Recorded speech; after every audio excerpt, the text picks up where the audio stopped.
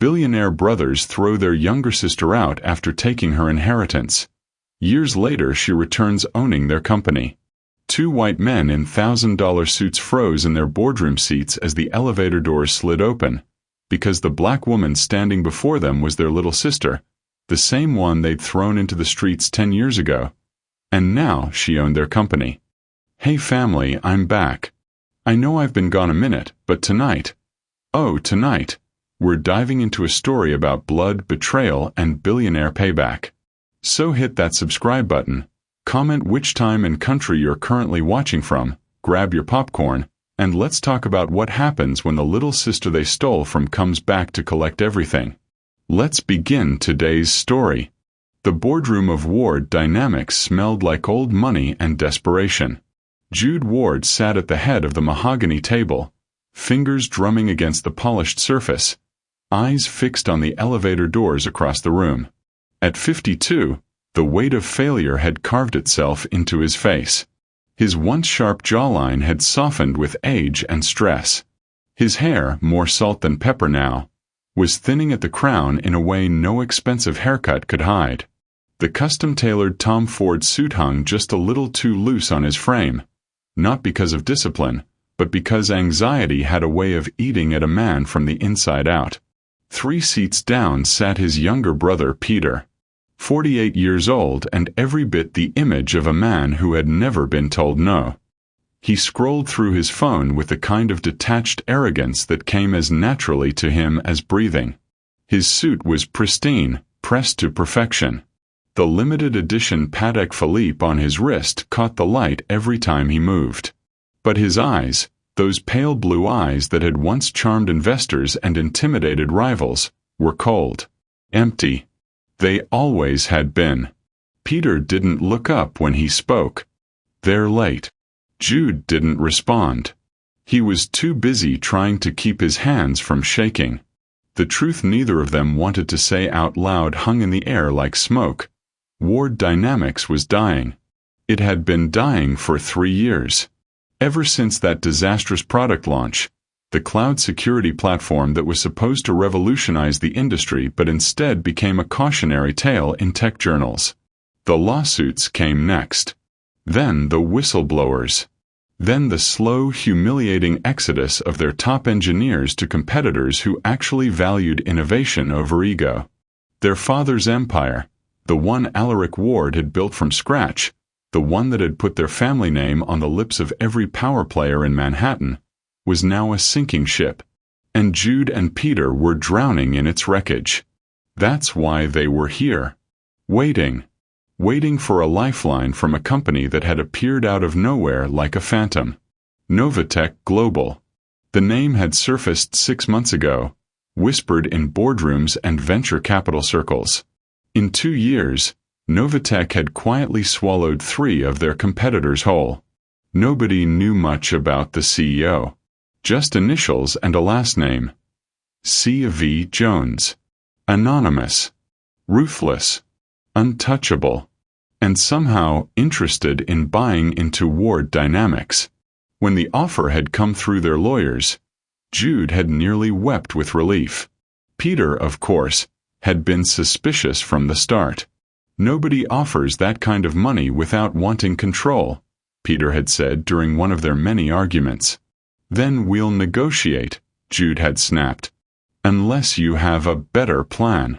Peter hadn't. So here they sat. 2 brothers. 2 ghosts of what they used to be.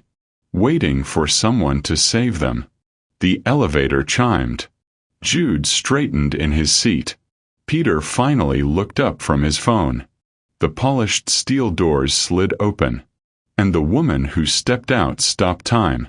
She was tall, close to 5'9" even before the heels, and she moved like someone who had walked through fire and come out forged in steel. Her skin was a deep luminous brown that seemed to glow against the cold white light of the boardroom. She wore a charcoal gray suit, tailored so perfectly it looked like a second skin. Her hair was pulled back into a sleek low bun. No rings. No earrings.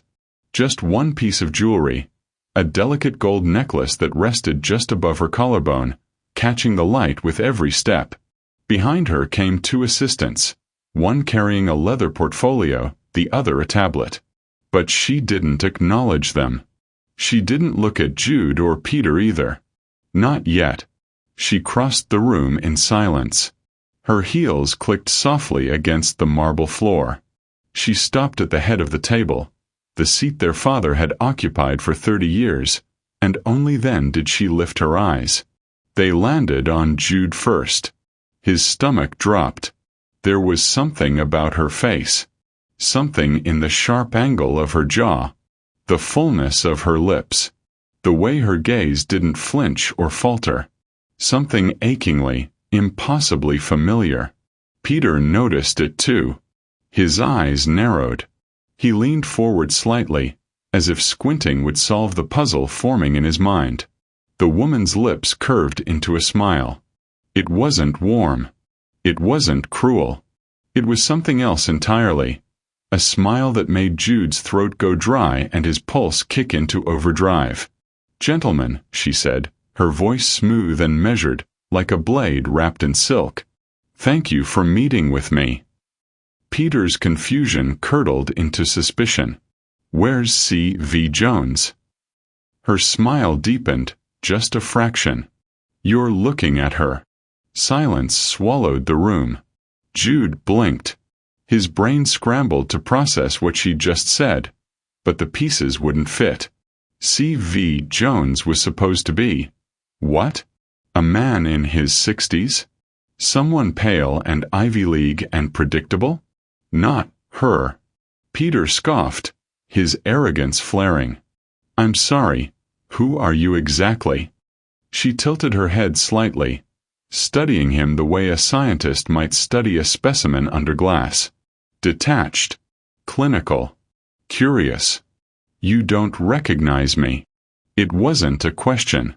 It was an observation. Jude's heart started to pound. There was something about her voice now. Something in the cadence.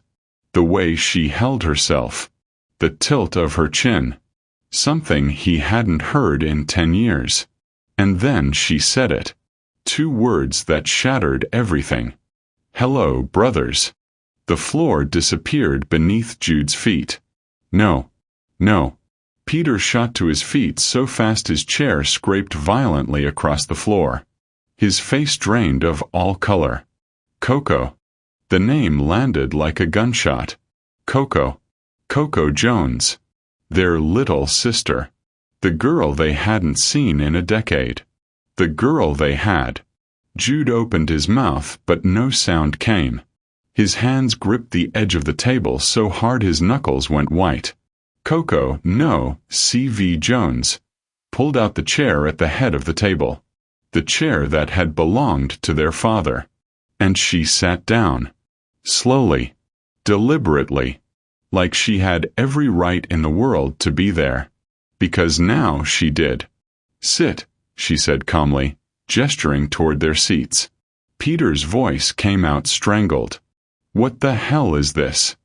"This," Coco replied, her tone as steady as a heartbeat, "is a business meeting. So sit down." Her voice didn't rise. It didn't need to. Jude sank into his chair like a marionette with its strings cut. Peter stood for a few more seconds, jaw clenched, fists trembling at his sides, before finally, reluctantly, lowering himself back into his seat. Coco opened the leather portfolio one of her assistants had placed in front of her. She pulled out a single sheet of paper and slid it across the polished table. It stopped directly in front of Jude. He stared at it. His vision swam. The words blurred and sharpened and blurred again. Stock Acquisition Report. Novatech Global. 68% ownership of Ward Dynamics. Controlling interest. Jude read it again. And again. His mind refused to believe what his eyes were seeing. Peter snatched the paper off the table, his hand shaking, not with fear but with fury. "This is fraud," he spat. "This is illegal. This is—" "Legal," Coco interrupted, her voice cutting through his rage like ice through fire. Every share purchased through proper channels. Every transaction above board and documented. Your lawyers have already verified it. You're welcome to call them. Peter slammed the paper down. You can't do this. Coco leaned back in her chair. Her expression didn't change. It was calm, controlled, unreadable. I already did. Jude finally found his voice. It came out barely above a whisper, cracked and raw. Coco, why? She looked at him. Really looked at him. And for just a heartbeat, one fleeting, fragile moment, Jude thought he saw something flicker behind her eyes. Something human. Something hurt. But it vanished as quickly as it had appeared. She stood, walked around the table with slow, measured steps, and stopped directly in front of Jude. When she spoke again, her voice was soft. Too soft. The kind of softness that comes right before a storm. You want to know why? Jude couldn't answer. His throat had closed. Coco's eyes never left his. You threw me out, Jude. You and Peter both. Her gaze shifted to Peter for a moment. Then back to Jude. I was 16 years old. I had just lost my father. And you, my own brothers, you took everything from me. Her voice didn't waver. No money. No family. No home. She leaned down, her face inches from Jude's. You told me I didn't belong. You called me a mistake. You had your lawyers erase me from the will like I never existed. Jude felt something break inside his chest. Coco straightened. So I left. And I survived.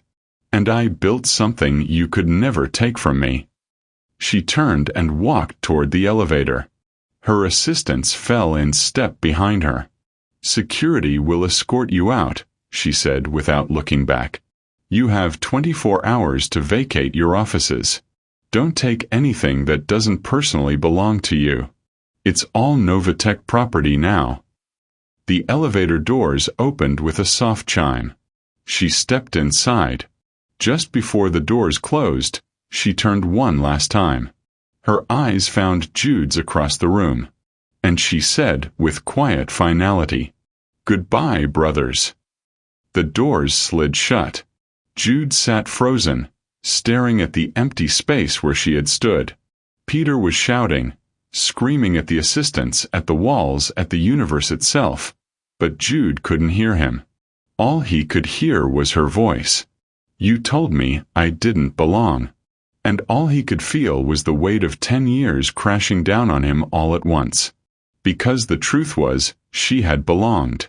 And they had destroyed her anyway. Coco's penthouse. Manhattan. 2 hours later. The city stretched out beneath her like a sea of lights. From this high up, Manhattan looked almost peaceful. Almost beautiful.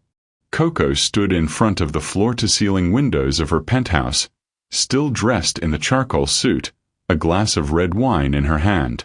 She hadn't taken a sip. Behind her, on the marble kitchen counter, sat a silver-framed photograph. A woman with warm brown skin and eyes full of kindness smiled out from behind the glass. Vanessa Jones. Coco's mother. Next to the photograph was a small wooden box, its edges worn smooth with age. Coco turned away from the window and walked over to the counter. She set the wine glass down and opened the box with careful hands. Inside was a single item. A gold necklace. The same one she wore around her neck now. It had been her mother's. The only thing Coco had taken with her the night she'd been thrown out into the rain. The night the iron gates of the Ward estate had locked behind her and she'd stood there, 16 and shivering, with nowhere to go and no one to call. She touched the necklace at her throat, her fingers trembling just slightly. "This is for you, Mama," she whispered. Her voice cracked. Just a little. She closed the box, took a slow, steadying breath, and locked the emotion back down. Then she walked to her desk, opened her laptop, and began to type. There was still work to do. The battle had just begun. And Coco Jones had never been one to leave a war unfinished. Now, family, let me ask you something. If someone stole everything from you, your name, your inheritance, your dignity, and years later you had the power to take it all back, would you? Or does revenge come with a price too high to pay? Drop your thoughts in the comments below. I really want to know, what would you do? The elevator doors slid shut with a soft, final chime. And for a moment, the boardroom was completely silent. Jude sat frozen in his chair, his hands still gripping the edge of the table, his knuckles bone white. His mind was spinning, trying to catch up with what had just happened, but the pieces wouldn't fit together. They refused to make sense. Coco, his little sister, the girl he hadn't seen in 10 years, the girl he'd. Peter's voice shattered the silence like a gunshot. What the hell just happened? He was on his feet now, pacing like a caged animal, his face flushed red with rage. One of Coco's assistants, a young man in a crisp navy suit, stood near the door, tablet in hand, expression carefully neutral. Peter jabbed a finger at him. You. Explain this. Right now.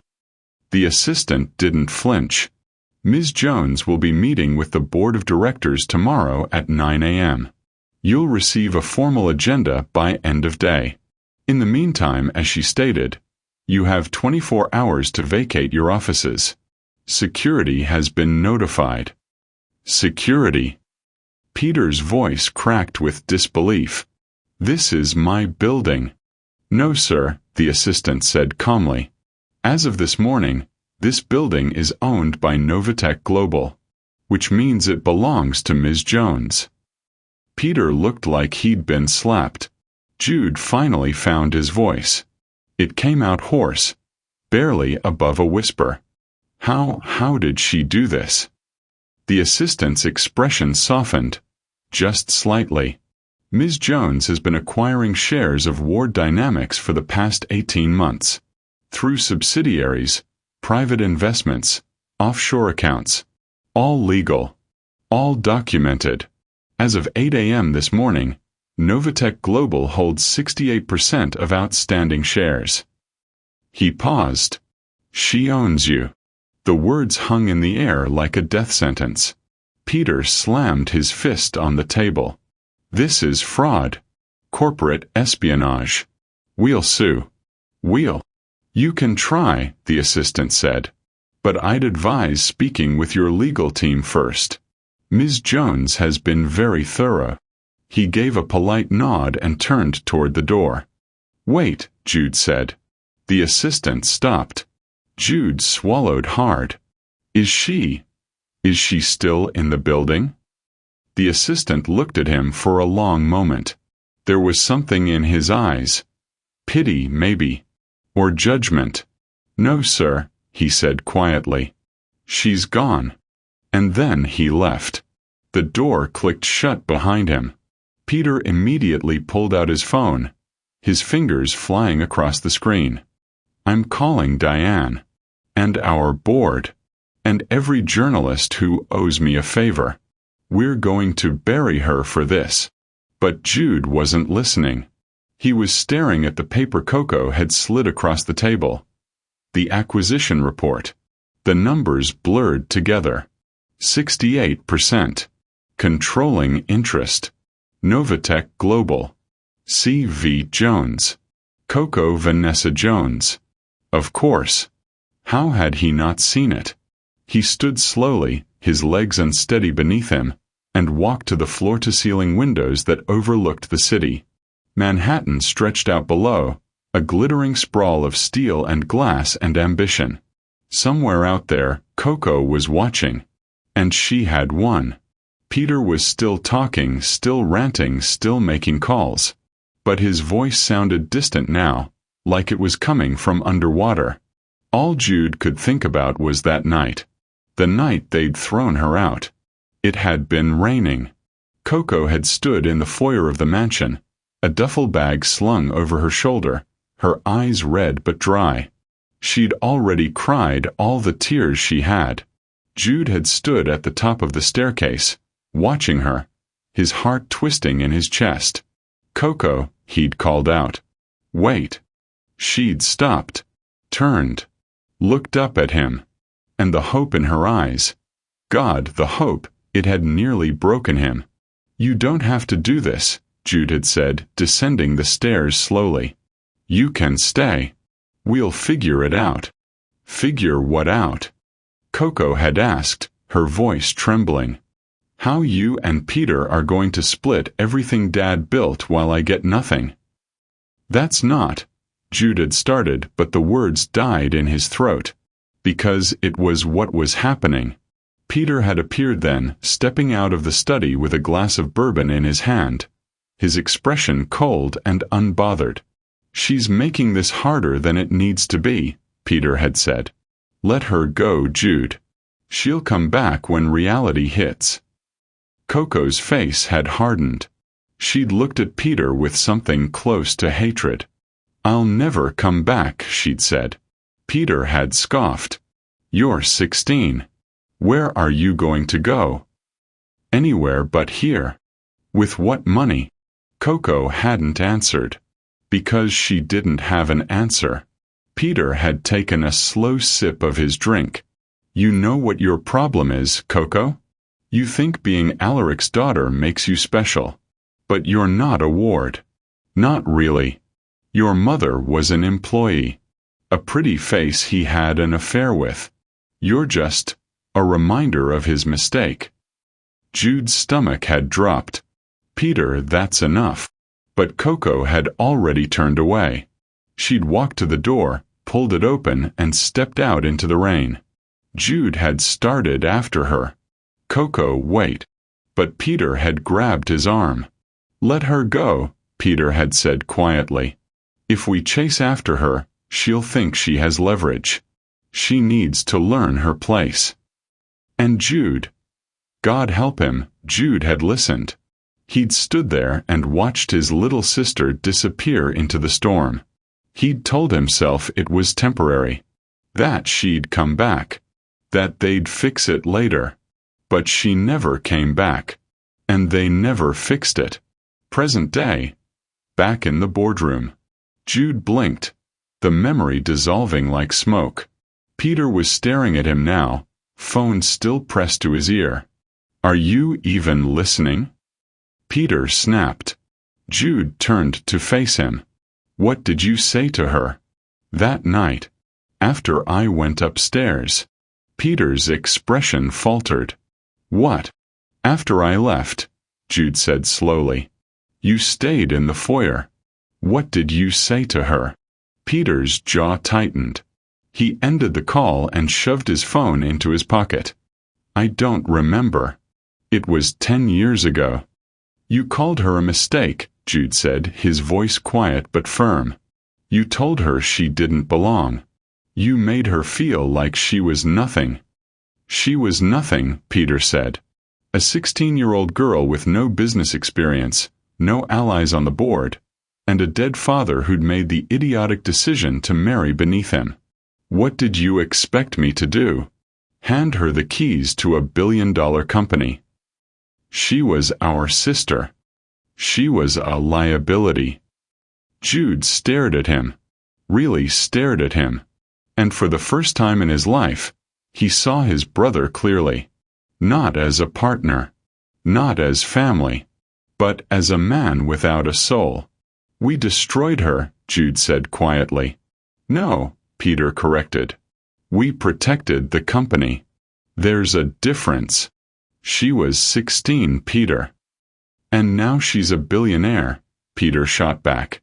"Clearly she didn't need our help." Jude shook his head slowly. "You really don't feel anything, do you?"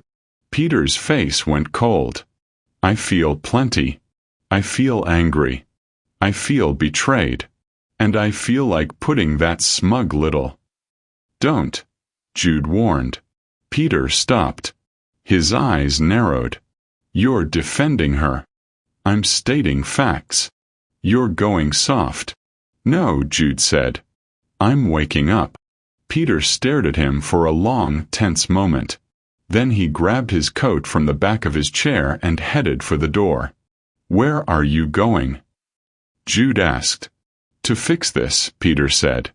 Since you clearly won't. The door slammed behind him. And Jude was alone. He walked back to the windows, pressed his forehead against the cool glass, and closed his eyes. Somewhere out there, Coco was celebrating. Or grieving. Or both. And Jude had no idea how to reach her. Coco stood in front of the massive windows of her penthouse. The city lights stretched out beneath her like stars. She should have felt victorious. She'd done it. She'd taken back everything they'd stolen. She'd walked into that boardroom and watched them crumble. But all she felt was tired. Behind her, on the marble countertop, her phone buzzed. She ignored it. It buzzed again. And again. Finally, she walked over and glanced at the screen. Dozens of messages. News alerts. Congratulations from business associates. A voice message from her publicist. And one text from Dr. Evelyn Rhodes. I saw. Call me when you're ready. Coco set the phone down and walked to the counter where the photograph of her mother sat. Vanessa's face smiled out at her. Warm, kind, full of a love that Coco still ached for. I did it, Mama, Coco whispered. Her voice cracked. I made them see me. She touched the glass of the frame, her fingers trembling. So why do I still feel invisible? The silence of the penthouse pressed in around her. No answer came. Coco sank down onto the floor, her back against the kitchen island, and pulled her knees to her chest. And for the first time in 10 years, since the night she'd walked out of that mansion, she let herself cry. Not out of sadness. Not out of anger. But out of the exhausting soul-deep loneliness of a woman who had spent a decade building an empire just to prove she was worth loving. And still wasn't sure anyone ever would. Jude sat in his dimly lit living room, a half-empty glass of scotch in his hand. On the coffee table in front of him was an old photo album. He flipped through the pages slowly. There, Coco at age 8, gap-toothed and grinning, holding up a science fair trophy. There, Coco at 12, standing beside her mother at a Ward Dynamics charity gala, looking so small in her formal dress. There, Coco at 14, laughing at something their father had said, her whole face lit up with joy. Jude's throat tightened. He'd forgotten how bright she used to be. How full of life. Before they'd snuffed it out. His phone sat on the table beside the album. He picked it up. Scrolled to her name. Coco Jones. He'd kept her number all these years. He didn't even know if it still worked. His thumb hovered over the call button. But he couldn't do it. Not yet. What would he even say? I'm sorry. I was wrong. I missed you. None of it felt like enough. He set the phone down and drained the rest of his scotch. Then he looked at the photo of young Coco one more time. And he whispered into the empty room. I'm so sorry. But she couldn't hear him. And maybe she never would. The rain had been relentless that night. Coco could still remember the sound of it. How it had drummed against the roof of the mansion like 1,000 angry fists.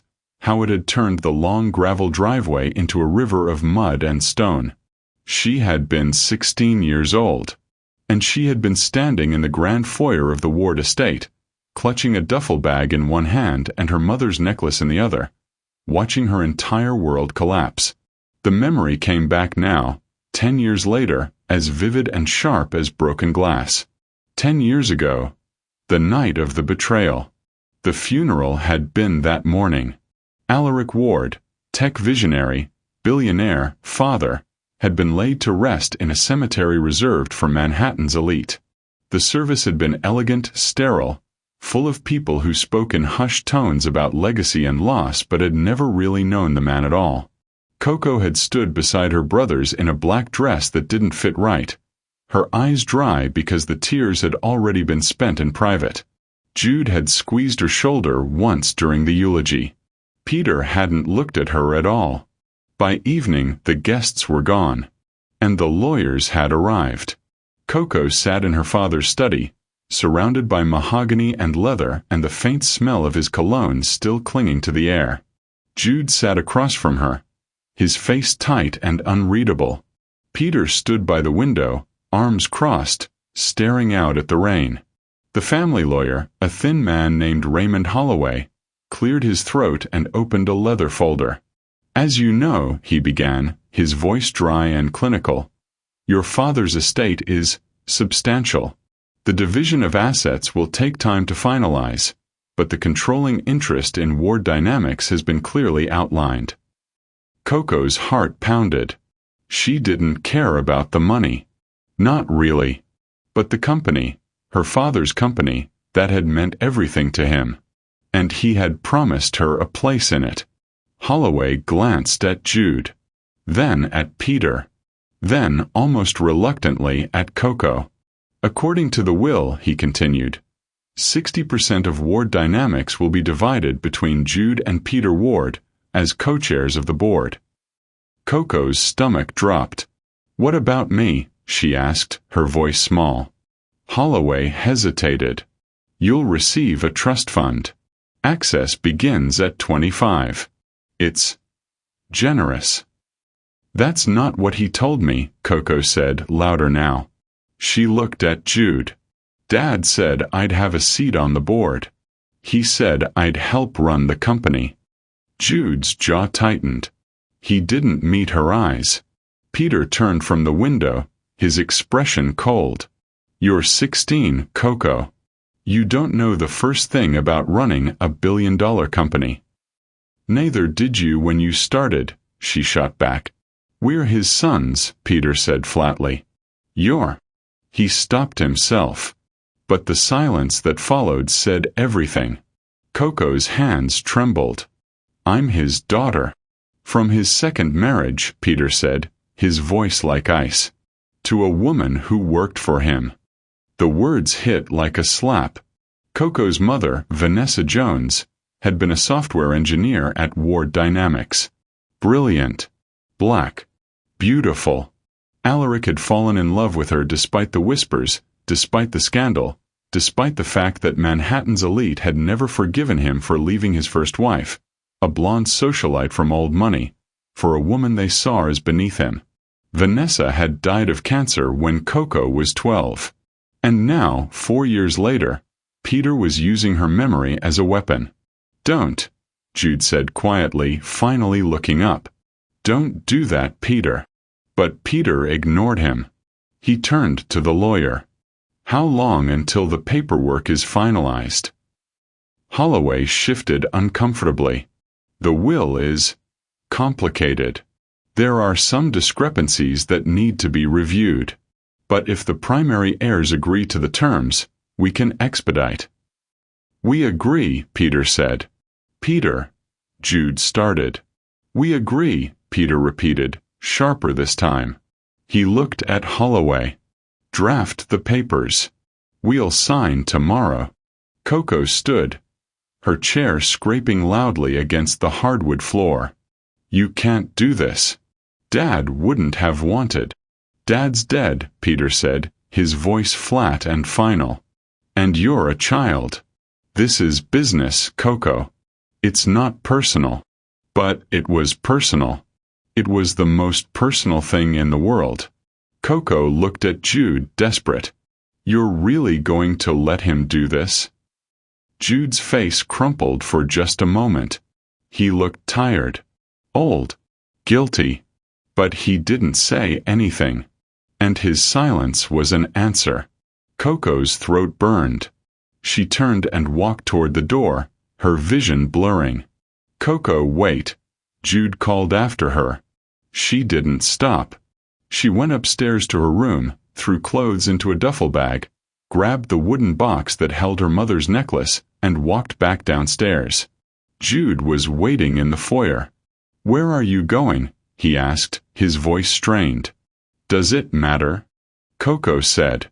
You can't just leave. You're 16. You don't have anywhere to go. I'll figure it out. Coco, please. You let him take it, she said, her voice breaking. You let him take everything Dad wanted me to have. You just sat there. Jude's eyes filled with tears. I'm trying to protect you. The company is a mess right now. The board, the investors, they wouldn't accept you. Not yet. But in a few years when things settle. I don't want it in a few years, Coco said. I wanted it now. I wanted you to fight for me. I am fighting for you. No, Coco whispered. You're protecting yourself. She walked past him, out the front door, into the rain. She walked down the long driveway, the rain soaking through her clothes, the duffel bag heavy on her shoulder. Behind her she heard Peter's voice, cold and distant. Let her go, Jude. She'll come back when she gets hungry. But Coco didn't come back. Not that night. Not ever. Present day. Ward Dynamics headquarters. 3 days after the takeover. Peter Ward sat in his lawyer's office, hands clenched into fists on the armrests of a leather chair that cost more than most people's cars. Across from him, his attorney, a sharp-eyed woman named Diane Foster, reviewed a stack of documents with the kind of calm that came from years of dealing with rich men throwing tantrums. It's airtight, Diane said, not looking up. Every acquisition was legal. Every transaction documented. Novatech didn't just buy shares. They strategically acquired them over 18 months through shell companies, offshore accounts, and private sales. Whoever orchestrated this knew exactly what they were doing. It was her, Peter spat. Coco. She planned this. Your sister, Diane said carefully, is now one of the most powerful tech CEOs in the country. And yes, she planned this. Meticulously. Peter stood and began pacing. There has to be something. A loophole. There isn't. Then we fight it publicly, Peter said, his voice rising. We go to the press. We tell them she's manipulating the narrative. That she what? Diane interrupted. Legally purchased controlling interest in a failing company? Peter, if you go public with this, the only story that gets told is the one where 2 wealthy white men disinherited their teenage black sister and she came back to reclaim what was hers. Do you understand how that plays? Peter's jaw clenched. So we just roll over? No, Diane said. You play smart. You negotiate. You find out what she wants. I know what she wants, Peter said bitterly. Revenge. Diane closed the folder. Then give her something else. Peter stared at her, uncomprehending. An apology, Diane said simply. Peter laughed. It was a harsh, ugly sound. You're joking. I'm not. She's not here to destroy you, Peter. She's here to be seen. Acknowledged. If you want any chance of salvaging this, you need to treat her like a human being. Not an adversary. Peter turned away. I'm not apologizing to her. Then you'll lose everything, Diane said. Peter didn't respond. Because deep down, he knew she was right. But pride was a hell of a drug. Coco sat on the floor of her living room, her back against the couch, her laptop open in front of her. The screen displayed financial reports, acquisition documents, press releases. Everything was going according to plan. But she didn't feel victorious. She felt hollow. Her phone buzzed. A text from Dr. Evelyn Rhodes, her mentor and closest thing to family she had left. Saw the news. Well done. But are you okay? Coco stared at the message for a long time. Then she typed. I don't know. 3 dots appeared. Then, come see me tomorrow. Let's talk. Coco set the phone down and leaned her head back against the couch. On the coffee table in front of her was the silver-framed photo of her mother. Vanessa's smile was warm, infinite, full of a kindness Coco wasn't sure she had anymore. "Am I doing this for us, Mama?"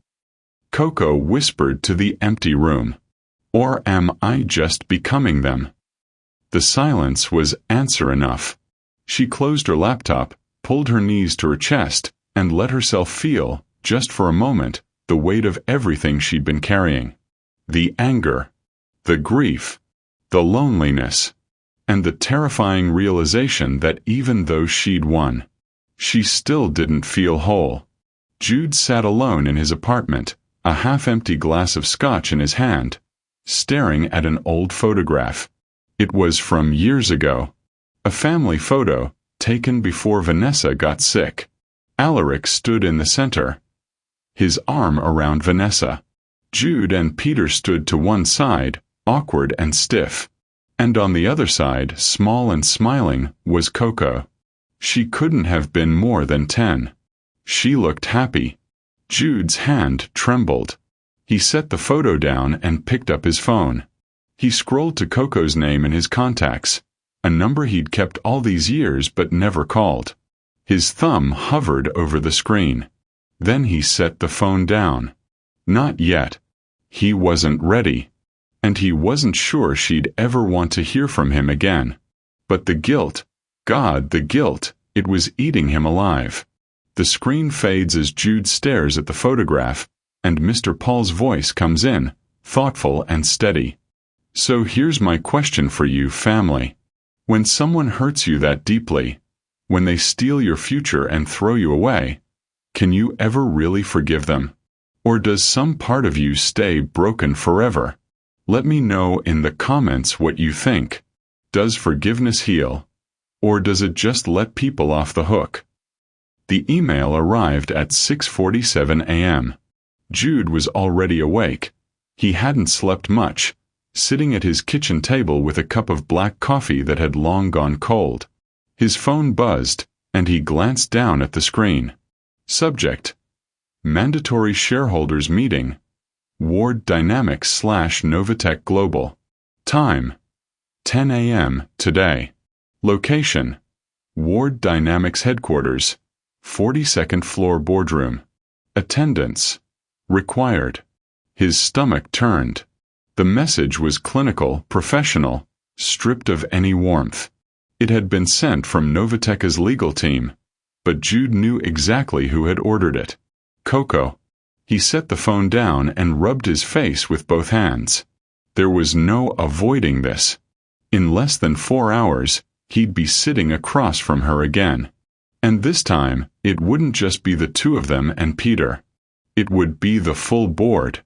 Investors, lawyers, witnesses to whatever came next. Jude didn't know whether to feel dread or relief. Maybe both. Ward Dynamics Headquarters. 9:53 a.m. The boardroom was packed.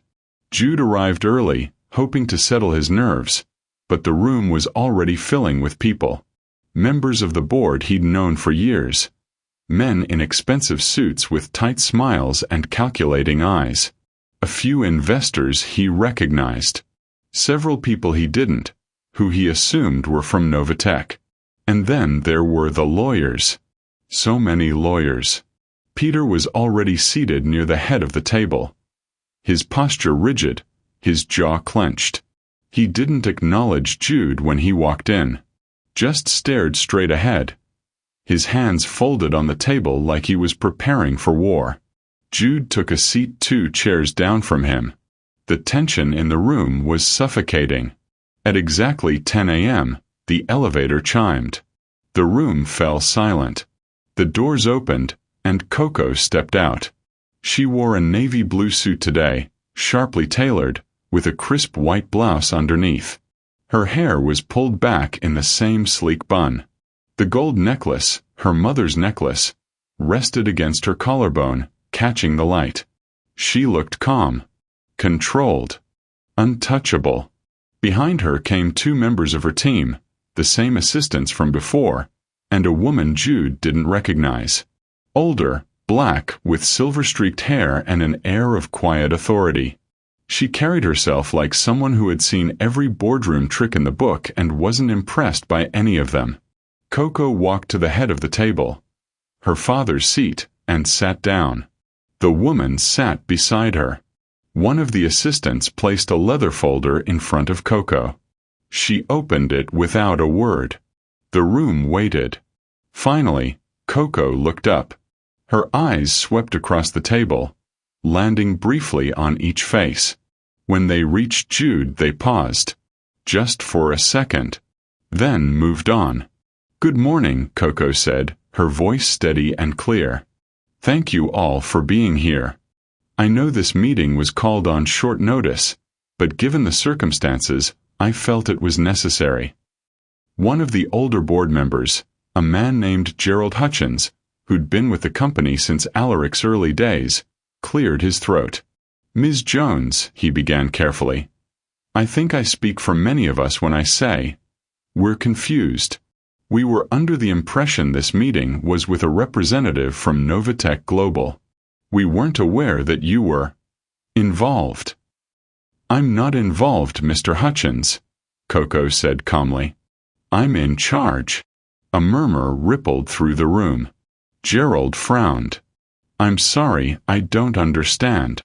"Then allow me to clarify."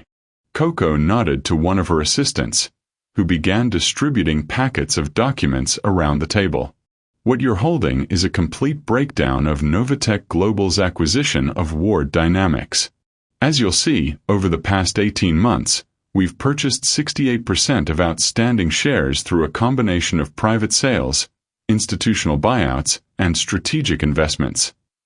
She paused, letting the information sink in. "As of yesterday, I am the majority shareholder and acting CEO of this company." The room erupted. Voices overlapped. Questions, objections, confusion. Gerald was flipping through the documents, his face growing paler by the second. Another board member, a woman named Diane Marlowe, looked like she'd been struck by lightning. Peter shot to his feet. "This is insane. You can't just..." "Sit down, Mr. Ward," Coco said. Her voice wasn't loud, but it cut through the chaos like a blade. Peter froze. Coco's eyes locked onto his. "You're a shareholder now, not an executive. So sit down." For a moment, Jude thought Peter might actually lunge across the table. But he didn't. Slowly, stiffly, he lowered himself back into his chair. Coco turned her attention back to the rest of the room. "I understand this is a shock, but I want to be very clear. This isn't a hostile takeover. This is a reclamation." "A reclamation of what?" Diane Marlowe asked, her voice cautious. Coco's expression didn't change. "Of what was taken from me." Silence. Gerald set down the documents. "Ms. Jones, are you saying this is personal?" "I'm saying," Coco replied, "that 10 years ago I was written out of my father's will by the very men sitting at this table." She gestured toward Jude and Peter. "I was 16 years old. I was his daughter. And I was erased." The room went deadly quiet. Jude felt every eye in the room turn toward him. His face burned. Coco continued, her voice calm but unyielding. "My father, Alaric Ward, built this company from nothing. And before he died, he made it very clear that I was to have a future here. But his sons decided otherwise." She opened the folder in front of her and pulled out a single piece of paper. "This," she said, holding it up, "is a sealed letter written by my father 3 weeks before his death. It was hidden in a safety deposit box that was only recently discovered. In it, he explicitly states that I am to inherit 51% of Ward Dynamics, with the remaining shares divided between Jude and Peter." Gasps echoed around the table. Jude's heart stopped. Coco slid the letter across the table toward Gerald. You were his friend, Mr. Hutchins. You can verify his handwriting, his signature, his intent. Gerald picked up the letter with trembling hands. He read it. His face went ashen. "My God," he whispered. Peter's voice came out strangled. "That's a forgery." "It's not," Coco said. "And you know it." "This is," Peter started, but his voice cracked. "This is a setup. You fabricated this. You." "I didn't fabricate anything," Coco said, her tone ice-cold. "You and Jude buried it. You had your lawyer suppress it. And you threw me out into the street so you could take everything." The weight of her words settled over the room like a shroud. Diane Marlowe spoke up, her voice quiet but firm. "If this letter is authentic, then the original distribution of assets was fraudulent." "It was," Coco confirmed. She looked directly at Jude. "Wasn't it?" Jude couldn't speak. His throat had closed. He wanted to deny it, to defend himself, to say it hadn't been his idea, that it had been Peter, that he'd just gone along with it, that he hadn't known about the letter. But the truth was, it didn't matter. He had let it happen. And that made him just as guilty. Coco's gaze held his for a long, unbearable moment. Then she looked away. "This meeting," she said, addressing the room, "is to inform you that moving forward, Ward Dynamics will operate under new leadership. Mine. There will be structural changes, personnel changes, a complete audit of all financial dealings over the past decade." She paused. "If any of you wish to resign, now is the time." No one moved. Coco nodded. "Good. Then we'll reconvene tomorrow at 9 a.m. to discuss next steps. You're dismissed." People began to stand, murmuring amongst themselves, gathering their things. But Coco remained seated. "Jude," she said quietly. "Stay." Jude's stomach dropped. Peter shot him a look. Half warning, half disgust, but said nothing. He grabbed his coat and stormed out, followed by the rest of the board. Within minutes, the room was empty, except for Jude and Coco, and the woman who had come in with her. Coco glanced at the woman. "Dr. Rhodes, would you give us a moment?" The woman studied Jude for a beat, then nodded. "I'll be right outside." She left, closing the door softly behind her. And then it was just the two of them. Jude didn't know where to look. He settled on his hands, folded on the table in front of him. Coco stood and walked slowly around the table. She didn't sit near him. She stopped a few feet away, leaning against the edge of the table, arms crossed. "You knew," she said. It wasn't a question. Jude swallowed hard. "I didn't know about the letter. I swear, Coco, I didn't." "But you knew what Peter was doing," she interrupted. "You knew he was cutting me out. You knew it was wrong." Jude's chest tightened. "Yes." "And you let it happen." "Yes." Silence. Coco's voice was quieter now, almost tired. "Why?" Jude finally looked up at her. "I don't know. That's not good enough." "I know." His voice broke. "I know it's not. But I don't have a better answer, Coco. I was scared. I was weak. Peter was so sure and I went along with it." "You were my brother," Coco said, and for the first time her voice wavered. "You were supposed to protect me." "I know. I was 16. I know. I had no one. I know." Jude's eyes filled with tears. "And I am so sorry." Coco stared at him. Her jaw was tight. Her eyes were glassy. But she didn't cry. "Do you know what it's like," she said slowly, "to be erased? To have your own family look at you and decide you're not worth fighting for?" Jude shook his head, tears spilling down his cheeks. No. I spent 10 years proving I was enough, Coco continued. 10 years building something no one could take from me. And you know what the worst part is. She leaned forward. I still wanted you to be proud of me. Jude's breath hitched. I wanted you to see what I became and regret what you did. I wanted you to feel the weight of it. And now that you're sitting here, looking at me like I'm supposed to forgive you. She stopped, took a breath. I don't know if I can. Jude nodded, his throat too tight to speak. Coco straightened. I didn't ask you to stay so you could apologize. I asked you to stay because tomorrow, I'm announcing a full restructure of this company. And I need to know if you're going to fight me. Jude wiped his eyes. I won't. Why not? Because you're right, he said. About all of it. And because you deserve this. You always did. Coco studied him for a long moment. Then she walked to the door. Tomorrow. 9 a.m. Don't be late. She opened the door and stepped out. Jude sat alone in the empty boardroom, staring at the letter still lying on the table. His father's words. His sister's birthright. And the weight of a decade's worth of guilt crushing down on him.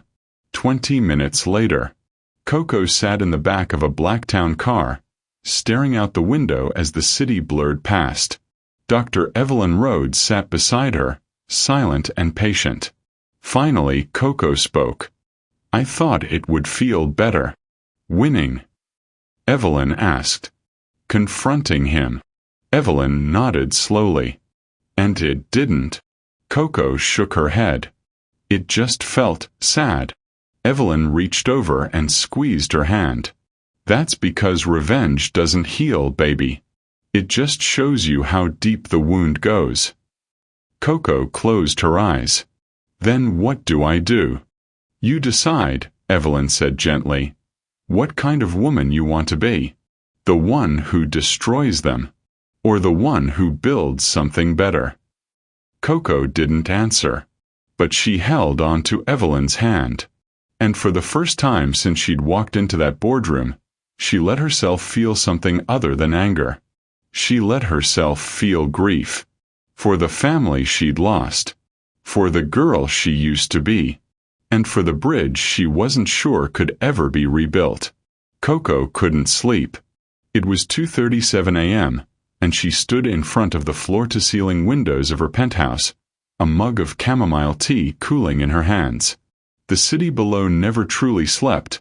Lights flickered, cars moved like blood cells through glowing arteries, the hum of life continuing even in the darkest hours. But up here, 40 stories above it all, Coco felt suspended between two worlds. The girl she used to be, and the woman she'd fought to become. Her reflection stared back at her in the glass. Sharp, composed, untouchable. But beneath the surface, something was unraveling. The meeting with Jude had shaken her more than she wanted to admit. She'd expected anger, defiance, maybe even denial. But what she'd gotten was something worse. Guilt. Raw, honest, devastating guilt. And it had made her feel something she hadn't allowed herself to feel in 10 years. Sympathy. Coco set the mug down on the windowsill and pressed her forehead against the cool glass. I can't do this, Mama, she whispered into the silence. I don't know how to do this. Her phone buzzed on the kitchen counter behind her. She ignored it. It buzzed again. With a sigh, Coco crossed the room and glanced at the screen. 2 messages. The first was from Dr. Evelyn Rhodes. Can't sleep either? Call me if you need to talk. The second was from her head of security, Marcus Bennett. Found something you need to see. It's about your father. Call when you can. Coco's chest tightened. She stared at the message for a long moment, her thumb hovering over the call button. Then she dialed. Marcus picked up on the second ring. Ms. Jones, his deep voice rumbled. I'm sorry to contact you this late. It's fine, Coco said, her voice steady despite the unease creeping up her spine. What did you find? There was a pause. It's better if I show you in person, Marcus said carefully. Are you available tomorrow morning? Early. How early? 6 a.m. Coco glanced at the clock. That was 3 hours away. Where? She asked. Your father's old storage unit. The one listed under his personal estate, not the company assets. My team was doing a final sweep of properties tied to the ward name, and we found something. Coco's heart began to pound. What kind of something? Documents, Marcus said. Letters. Files that were never entered into the official estate records. Coco closed her eyes. I'll be there, she said. Brooklyn, 6:14 a.m.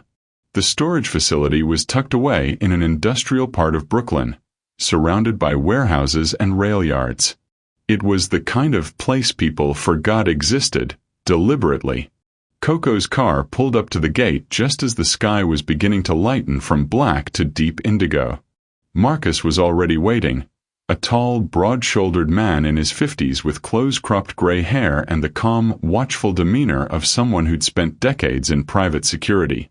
He nodded as Coco stepped out of the car, Dr. Evelyn Rhodes close behind her.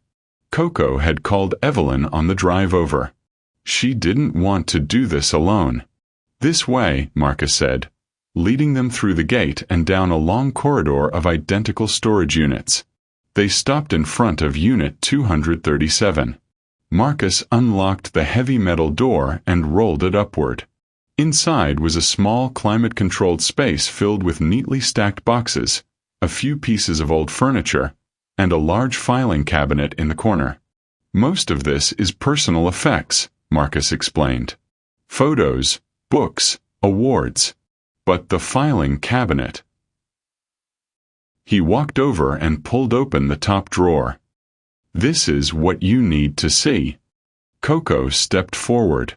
The drawer was filled with manila folders, each one labeled in her father's precise handwriting. Estate Planning, 2013.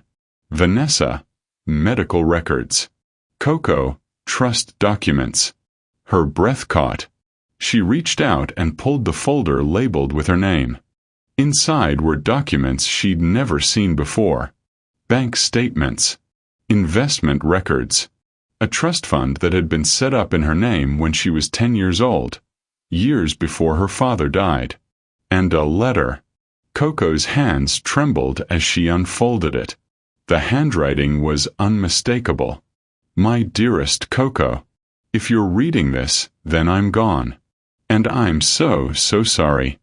I know that sounds strange, a father apologizing to his daughter for dying, but I need you to understand something. I never wanted to leave you. I fought as hard as I could to stay, but life doesn't always give us the time we think we deserve. There are things I need to tell you. Things I should have said when I was alive, but I was too proud, too stubborn, or too afraid. First, I love you more than I have ever loved anything in this world. You are brilliant, Coco. You have your mother's mind and my fire, and I have no doubt that you will change the world someday. Don't let anyone, not your brothers, not the board, not society, tell you that you are anything less than extraordinary. Second, I know Jude and Peter. I know their weaknesses. Jude is kind but easily swayed. Peter is ambitious but cruel. I've tried to prepare them to lead this company, but I'm not blind. I know they will fight over it. I know they will make mistakes. That's why I've made sure you are protected.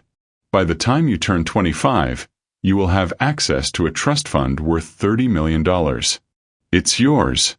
No one can touch it. Not your brothers. Not the board. It's insurance. A foundation. A way to build your own life if they try to shut you out of mine. But more than that, and this is the part one needs you to hear, baby girl, I've also written a sealed will. A real one. The lawyers have a copy in a safety deposit box under my name at First National Bank. Account number 4478 to 92,637. In that will, I leave you 51% of Ward Dynamics. You are my legacy, Coco. Not the company. Not the money. You. If Jude and Peter honor that, then I will rest easy knowing this family is in good hands. But if they don't, if they try to erase you, if they try to pretend you don't matter, then I need you to fight. Not for me. Not for revenge. But for yourself. Because you deserve to be seen. You deserve to be heard. And you deserve to take up space in this world without apologizing for it. I love you, sweetheart. I always will. Even from wherever I am now, I'm proud of you. Dad. Coco's vision blurred. The letter slipped from her hands and fluttered to the floor. She stood frozen, her chest heaving, her throat tight, tears streaming down her face. Evelyn was beside her in an instant, arms wrapping around her, holding her up as her knees buckled. He knew, Coco choked out. He knew they'd try to take it. And he protected me. Yes, baby, Evelyn whispered, her own voice thick with emotion. He did. Coco pressed her face into Evelyn's shoulder and let herself break. All the years of anger, of fighting, of proving herself, it all came pouring out in great shuddering sobs. Because her father had believed in her. He had seen her. And even in death, he had tried to save her. Marcus stood quietly by the door, his head bowed, giving them space. After a long moment, Coco pulled back, wiping her eyes with shaking hands. She bent down and picked up the letter, clutching it to her chest like a lifeline. The safety deposit box, she said, her voice hoarse. We need to get it. Marcus nodded. I'll make the arrangements. Coco looked back at the filing cabinet, her mind racing. What else is in here? She asked. Marcus hesitated. There's one more folder. I wasn't sure if you'd want to see it. Show me. He reached into the drawer and pulled out a thick folder labeled Jude and Peter, Concerns. Coco took it. Inside were years of notes, emails, reports from company accountants flagging discrepancies, memos from her father expressing doubt about his son's leadership, warnings about Peter's temper, observations about Jude's inability to stand up to his brother, and at the very bottom, a handwritten note dated 2 weeks before Alaric died. I'm afraid I've failed them. I gave them everything and they learned nothing. I pray Coco is stronger than they are. Because if she isn't, this company, and this family, will destroy itself. Coco closed the folder slowly. Her father had known. He'd seen the cracks. And he'd placed his faith in her to fix what he couldn't. She looked at Evelyn. They buried his real will. They hid all of this. They erased me on purpose. Evelyn nodded, her expression grim. Yes, they did. Coco's jaw tightened. Then it's time they answered for it. Later that morning by 9 a.m. at Coco's office, Novatech headquarters. Coco was seated behind her desk, the sealed will from the safety deposit box spread out in front of her. Her legal team sat across from her. 3 of the sharpest attorneys money could buy. This changes everything, said the lead attorney, a woman named Lauren Chen. If this will is authenticated, and I have no doubt it will be, then Jude and Peter engaged in willful fraud. They suppressed a legal document and unlawfully seized assets that belonged to you. Can we prove it? Coco asked. Absolutely, Lauren said. The will is notarized, dated, signed by witnesses, and the safety deposit records show it was placed there 3 weeks before your father's death. The timeline is airtight. Coco leaned back in her chair, her mind working. What are my options? Lauren exchanged a glance with her colleagues. You could pursue criminal charges. Fraud, embezzlement, conspiracy. The DA would likely take the case. Or, Coco pressed. Or, Lauren said carefully, you use this as leverage. You've already won, Ms. Jones. You own the company. You have the power. Criminal charges would be satisfying, but they'd also be public, messy, and they'd drag your family name through the mud. Coco was silent for a long moment. Then she said, set up a meeting. Just me, Jude, and Peter. Private. Tomorrow. Lauren raised an eyebrow. Are you sure? Coco's gaze was steady. I want to see their faces when they realize what they've done. Jude's apartment. Same evening. Jude sat at his kitchen table, staring at his phone. He'd received the message an hour ago. Private meeting requested. Tomorrow, 10 a.m. My office. Come alone. Coco. His stomach had been in knots ever since. Peter had received the same message. He'd called Jude immediately, ranting about traps and setups and how they needed to bring lawyers. But Jude had said no. We're going alone, he'd told Peter. If she wants to talk, we owe her that much. Peter had hung up on him. Now, Jude sat in the quiet of his apartment, the photo album open in front of him once again. He flipped to a picture of Coco at age 6, sitting on their father's lap, her face lit up with laughter. Alaric's hand rested on her shoulder, his expression one of pure, uncomplicated love. Jude's eyes filled with tears. I'm so sorry, Dad, he whispered. I failed her. I failed you. He closed the album and stood. Tomorrow he would face her. And whatever came next, he would take it. Because it was time to stop running from the truth. Coco hadn't been back to Harlem in 5 years. Not since the night she'd finally signed the lease on her penthouse in Midtown and allowed herself to believe she'd truly made it. That she'd left the streets that had raised her. The shelters, the cramped studio apartments, the late-night shifts at diners that smelled like old grease and broken dreams. Behind for good. But today, she needed to remember. She needed to see where she'd come from. The Blacktown car pulled up in front of a modest community center on 125th Street. The building was old, its brick facade weathered by decades of New York winters, but it was clean. Loved. The kind of place that survived on hope and volunteers and the belief that every kid deserved a chance. The Riverside Youth Center. Coco stepped out of the car, her heels clicking against the cracked pavement. She'd dressed down today. Black jeans, a simple cream sweater, her mother's necklace. No armor. No performance. Just herself. Dr. Evelyn Rhodes emerged from the passenger side, adjusting her glasses. You sure you're ready for this? Coco nodded. I need to be here. They walked through the front door into a bustling lobby. Kids of all ages filled the space, some working on laptops at long tables, others playing chess in the corner, a group of teenagers laughing over a game of cards. The walls were covered in colorful murals, motivational posters, and photos of smiling children holding up certificates and trophies.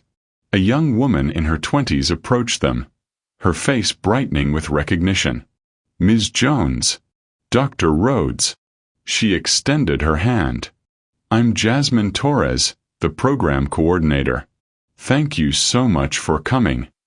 Coco shook her hand warmly. Thank you for having us. Of course. We're so honored. When Dr. Rhodes reached out about your interest in our STEM program, we couldn't believe it. Jasmine's eyes sparkled with excitement. Come on, I'll show you around.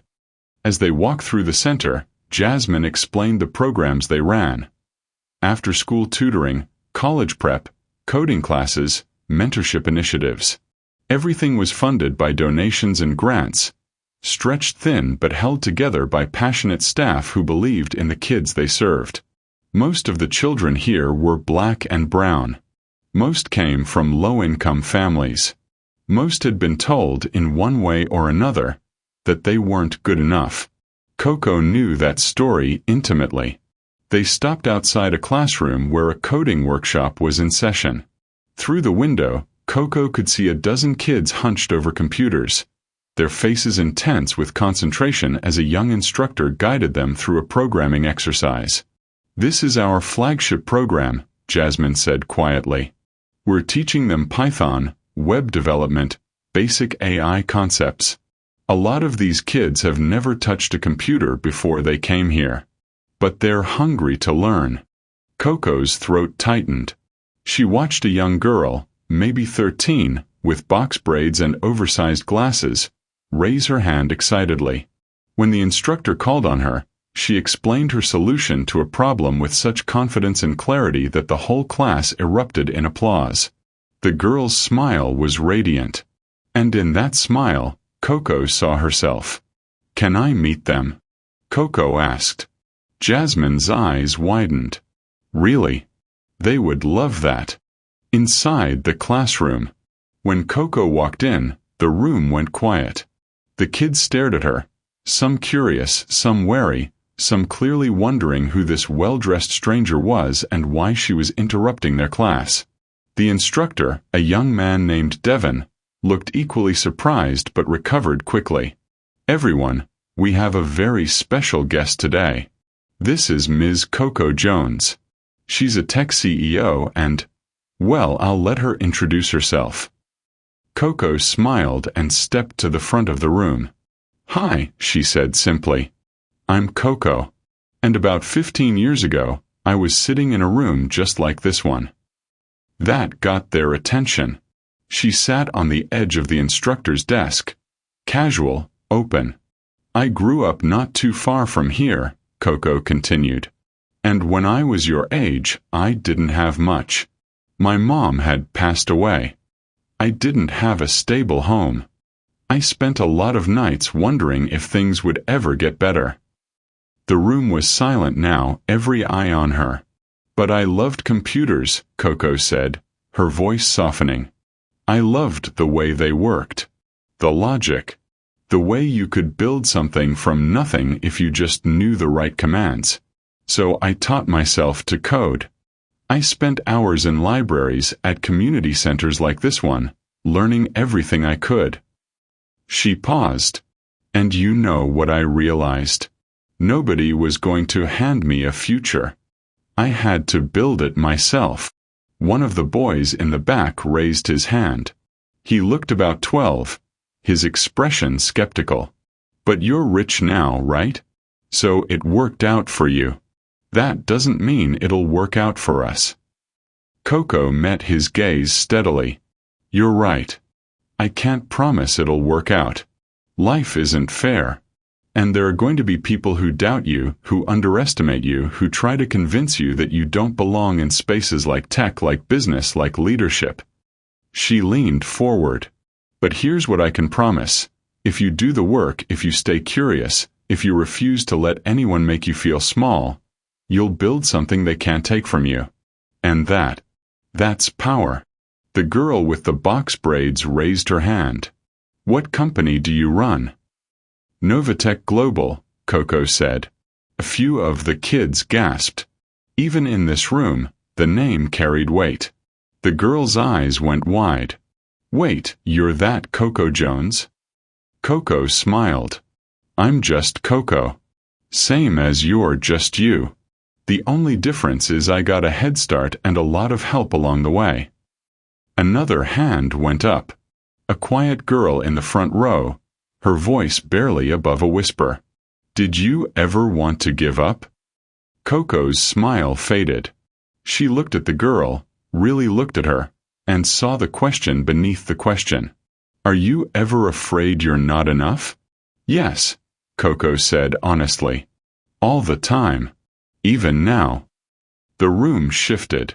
The kids leaned in. "There are days when I wake up and think, what if I fail? What if everyone realizes I don't belong here?" Coco continued. "But then I remember something my mom used to tell me. She touched her necklace. She said, "Baby, you're not here to fit in. You're here to stand out." So that's what I do. I show up. I do the work. And I don't apologize for taking up space. The girl in the front row nodded slowly, her eyes glistening. Coco stood. "Can I see what you're all working on?"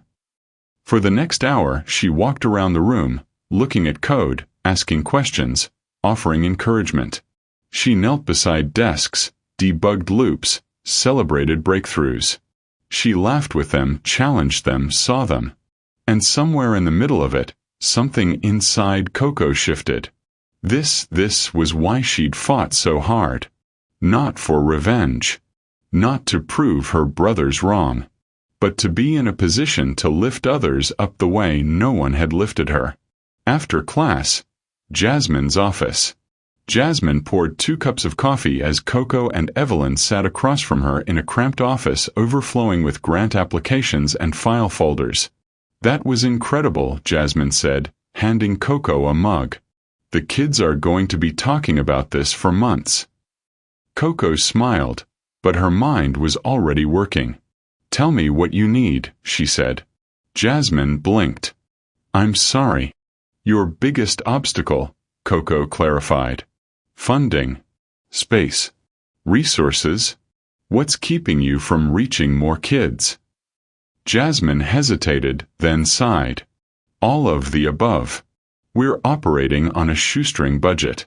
We can only afford to run programs 3 days a week. We have a waiting list of over 200 kids we can't accommodate because we don't have enough computers, enough staff, enough space." She set her coffee down. "We're doing everything we can. But it's not enough." Coco exchanged a glance with Evelyn. Then she said, "What if it didn't have to be?" Jasmine frowned.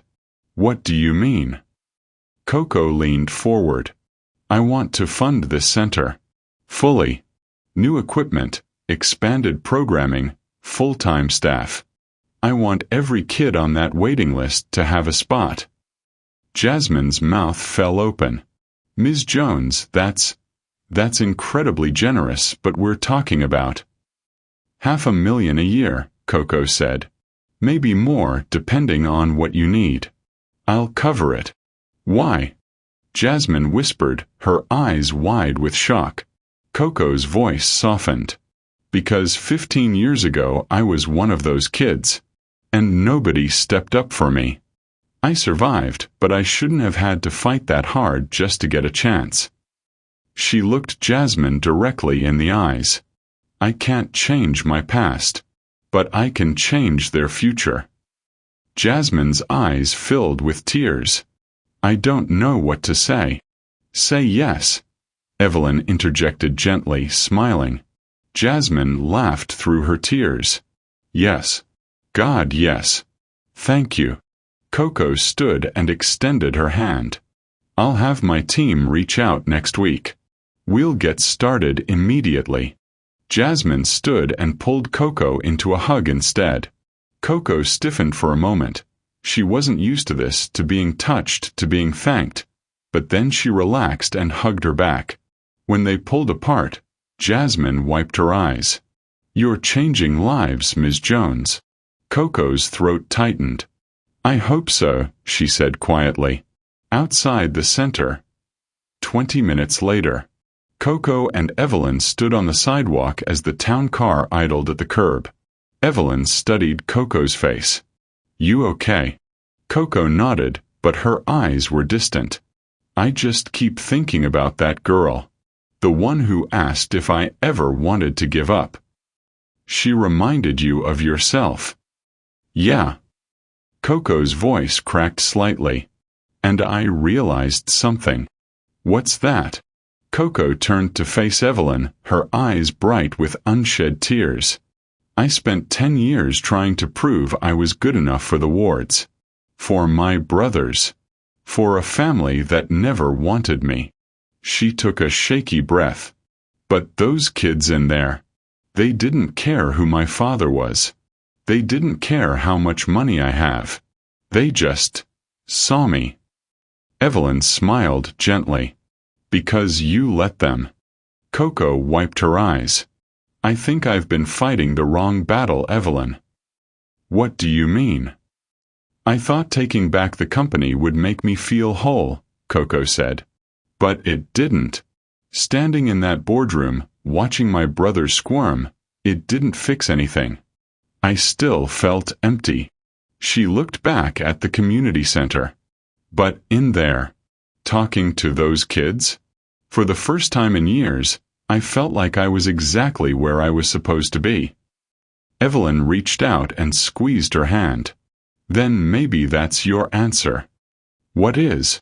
Maybe the company was never the prize, Coco. Maybe it was just the tool, the platform, the way for you to do this. Evelyn gestured toward the center. To build something that matters. Not for revenge. Not to prove a point. But because you actually give a damn. Coco closed her eyes and let the words sink in.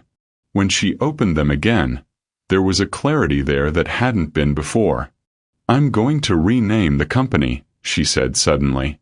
Evelyn raised an eyebrow. Rename it. Ward Dynamics is dead, Coco said. It's been dying for years. But I can build something new from the ashes. Something that actually reflects what I believe in. And what's that? Coco smiled, small but genuine. That everyone deserves a seat at the table. Not just the people who were born into it. Evelyn's face broke into a wide grin. Now that's a legacy. Coco pulled out her phone and started typing notes, her mind racing with possibilities. She barely noticed when Evelyn gently guided her into the car. As they pulled away from the curb, Coco glanced back at the community center one last time. The girl with the box braids was standing in the window, waving. Coco waved back. And for the first time in a long time, she felt something she hadn't allowed herself to feel. Hope. That night, Coco's penthouse. Coco sat at her dining table, surrounded by notebooks, her laptop open, sketches and ideas scattered everywhere. She was designing the future. Not just of the company, but of the legacy she wanted to leave behind. On the table beside her was her father's letter, carefully placed in a protective sleeve. She read it again, her eyes lingering on one line. You are my legacy, Coco. Not the company. Not the money. You. She picked up a pen and wrote at the top of a fresh page. The Vanessa Jones Innovation Initiative. Mission: to provide access, resources, and opportunity to underrepresented youth in technology and business. She smiled. I'm doing it, Mama, she whispered. I'm building something beautiful. Her phone buzzed. A reminder. Tomorrow, 10 a.m., meeting with Jude and Peter. Her smile faded slightly. There was still one last confrontation to face. But now she knew exactly what she wanted to say. And more importantly, she knew who she was. Not a girl begging for acceptance, but a woman who had built her own table. And she was ready to decide who deserved a seat at it. The office was silent. Too silent. Coco sat behind her desk, the large modern desk in her corner office at Novatech Global Headquarters. Her hands folded calmly in front of her. She dressed deliberately today, a black power suit, sharp and unforgiving, her mother's necklace the only softness against the severe lines. Her hair was pulled back, her expression unreadable. She looked like a woman who held all the cards. Because she did. Across from her sat Jude and Peter Ward. They couldn't have looked more different. Jude sat forward in his chair, his shoulders hunched, his hands clasped tightly together. He looked like a man who hadn't slept in days. His eyes were bloodshot, his face drawn. He'd aged a decade in the past week. Peter, on the other hand, sat rigidly upright, his jaw clenched, his eyes cold and hard. He wore his anger like armor. his hands gripping the armrests of his chair so tightly his knuckles had gone white. Neither of them had spoken since they'd arrived. Coco let the silence stretch. She wanted them to feel it, the weight of what was coming, the inevitability of it. Finally, she opened the leather folder in front of her and slid a single document across the desk. "This," she said quietly, "is a copy of our father's true will. The one you buried." Jude's face crumpled. He didn't reach for it. Peter stared at it like it was a live grenade. "It was found in a safety deposit box at First National Bank," Coco continued, her voice steady and clinical, "along with a letter he wrote to me 3 weeks before he died. A letter where he explicitly outlined his wishes for the company. His wishes for me." She leaned back in her chair. "He left me 51% of Ward Dynamics. He wanted me to lead it. And you," she looked directly at Peter, "buried that will and stole my inheritance." Peter's lip curled. "That's not." "Don't." Coco's voice cut through the air like a blade. "Don't you dare lie to me. Not now. Not after everything." Peter's mouth snapped shut. Coco's gaze shifted to Jude. "And you let him." Jude's eyes filled with tears. "Coco, I swear I didn't know about the letter. I didn't know about the will in the safety deposit box." "But you knew what he was doing was wrong," Coco interrupted. Her voice was softer now, but somehow that made it worse. "You knew, Jude.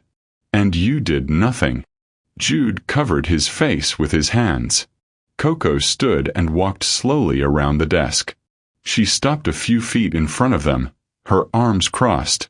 "Do you know what the worst part is?" she asked quietly. Neither of them answered.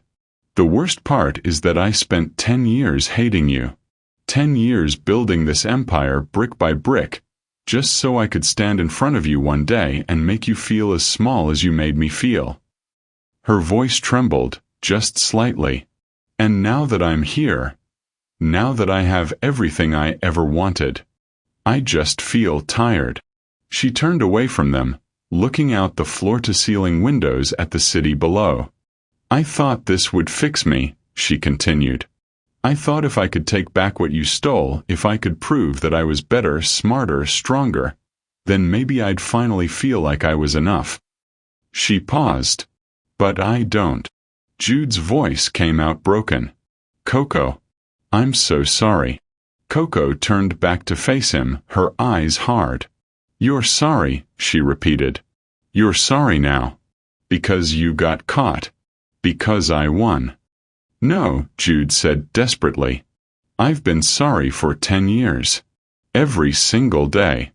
I just didn't know how to fix it." "You could have called," Coco said. "You could have looked for me. You could have tried." "I was scared," Jude admitted, his voice cracking. "I was ashamed. I didn't think you'd ever want to hear from me again." "I didn't," Coco said flatly. The words landed like a slap. Jude flinched. Peter finally spoke, his voice dripping with venom. "So what is this? Your big moment of triumph? You drag us in here to humiliate us? To rub our faces in it?" Coco's eyes narrowed. "No, Peter. I brought you here to give you a choice." Peter scoffed. "What choice?" Coco walked back to her desk and picked up another folder. She opened it and pulled out a stack of legal documents. "These," she said, holding them up, "are criminal complaints. Fraud. Embezzlement. Conspiracy to suppress a legal will. My legal team has been working with the district attorney's office. They're ready to file charges." Peter's face went pale. Jude looked like he might be sick. "If I submit these," Coco continued, "you'll both be arrested. There will be a trial. The evidence is overwhelming. You'll be convicted. You'll go to prison." She set the documents down on the desk. "Or," she said slowly, "I can choose not to file." Peter's eyes narrowed. What do you want? I want you to admit what you did, Coco said. Publicly. Silence. You want us to confess? Peter asked incredulously. I want you to tell the truth, Coco corrected. I want you to stand in front of the press, in front of the board, in front of everyone who ever doubted me, and admit that you stole my inheritance. That you erased me from our father's will. That you threw me out when I was 16 years old because you didn't think I was good enough. Peter laughed bitterly. You're insane.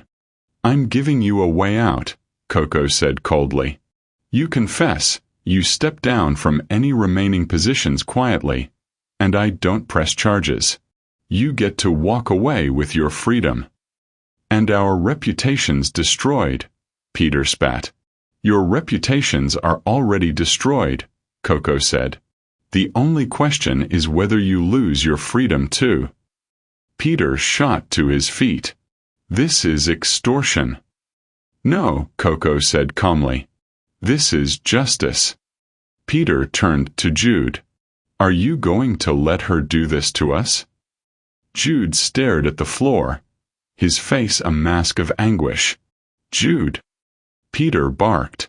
Jude looked up, his eyes red and swollen. She's right, Peter. Peter recoiled like he'd been struck. What? We did this, Jude said, his voice hollow. We destroyed her. We took everything from her. And she's giving us a chance to make it right. Make it right. Peter's voice rose. By destroying ourselves. By telling the truth, Jude said quietly.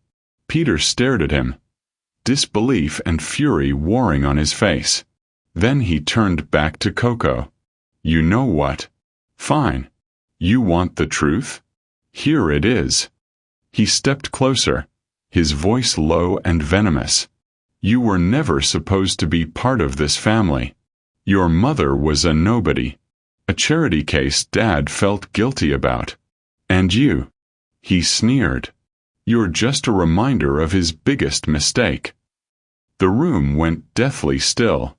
Coco's expression didn't change. But something in her eyes went cold. Dad didn't leave you the company because you deserved it, Peter continued, his voice dripping with poison. He left it to you out of pity. He knew we'd never accept you, so he tried to force our hand. But guess what, Coco? It didn't work. You still don't belong. You never will. Jude stood abruptly. Peter, shut up. No. Peter turned on him. I'm done pretending. I'm done acting like what we did was wrong.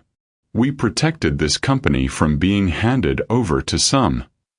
He stopped himself, but the word hung in the air, unspoken but undeniable. Coco's jaw tightened. Say it, she said quietly. Peter's eyes flickered. Say what you really think, Peter, Coco pressed, her voice deadly calm.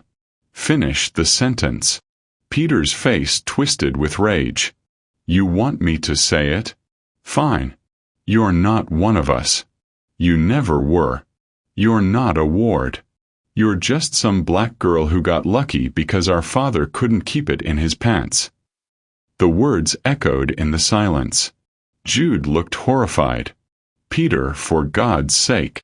But Coco held up a hand, stopping him. She walked slowly toward Peter until she was standing directly in front of him. And when she spoke, her voice was quiet, controlled. But underneath it was a fury that could have burned the world down. You're right, she said. Peter blinked, thrown. I'm not a ward, Coco continued. I'm a Jones. My mother's name. A woman who was 10 times the person you'll ever be. A woman who built systems you still use in my company. A woman who loved me, believed in me, and taught me that my worth isn't defined by people like you. She stepped closer. So thank you, Peter. Thank you for reminding me that I don't want to be a ward. Because being a ward means being cruel. Being a ward means being entitled. Being a ward means throwing away the people who love you because they don't fit your image of perfection. Her voice dropped to a whisper.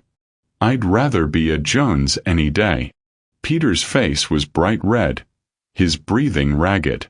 Coco turned away from him and walked back to her desk. She picked up the criminal complaints. And then, without hesitation, she fed them into the shredder. The machine whirred. Peter and Jude stared at her in shock. When the last page was gone, Coco turned to face them. I'm not pressing charges, she said. Jude's voice was barely a whisper. Why? Coco looked at him, her expression unreadable. Because I don't need to, she said simply. You've already lost everything that matters. Your company. Your reputation. Your legacy. She walked to the door and opened it. You can go. Peter didn't move. He stood frozen, his fists clenched, his chest heaving. Get out, Coco said, her voice like steel. Jude stood slowly. He looked at Coco, his face etched with pain. Coco. Goodbye, Jude, Coco said quietly. It was final. Jude's face crumpled, but he nodded. He turned and walked out. Peter still hadn't moved. I said get out, Coco repeated. Peter's eyes bore into hers, filled with hatred and something else, something that looked almost like fear. Then, without a word, he turned and stormed out. The door slammed behind him. And Coco was alone. Moments later, Coco stood at the window, her arms wrapped around herself, staring out at the city. She'd won. She'd destroyed them. She'd made them feel exactly what they'd made her feel. So why did she feel so empty? Behind her, the door opened softly. Dr. Evelyn Rhodes stepped inside. She didn't say anything. She just walked over and stood beside Coco. They stood in silence for a long moment. Finally, Coco spoke, her voice barely above a whisper. Is this what winning feels like? Evelyn looked at her gently. What does it feel like to you? Coco's eyes filled with tears. It feels like I just burned down the only family I had left. A tear slipped down her cheek. Even if they never loved me. Evelyn wrapped an arm around her shoulders and pulled her close. And Coco, strong, powerful, untouchable Coco, finally let herself break. She sobbed into Evelyn's shoulder, her whole body shaking with the weight of everything she'd been carrying. The anger, the grief, the loneliness, and the heartbreaking realization that revenge hadn't healed her. It had just shown her how deep the wound really went. Family, let me ask you something. When someone breaks your heart, when they betray you, erase you, make you feel like you're nothing, is confronting them ever enough? Does it heal the wound? Or does it just rip it open all over again? I need to hear from you in the comments. What would you have done? 3 months passed. 3 months of silence. 3 months of Coco pouring herself into work, into the community center, into anything that would keep her mind from circling back to that moment in her office when she'd watched her brothers walk out of her life for what she thought was the final time. She'd kept her word. No criminal charges were filed. No public confessions demanded. She'd simply let them go, cut them loose like dead weight.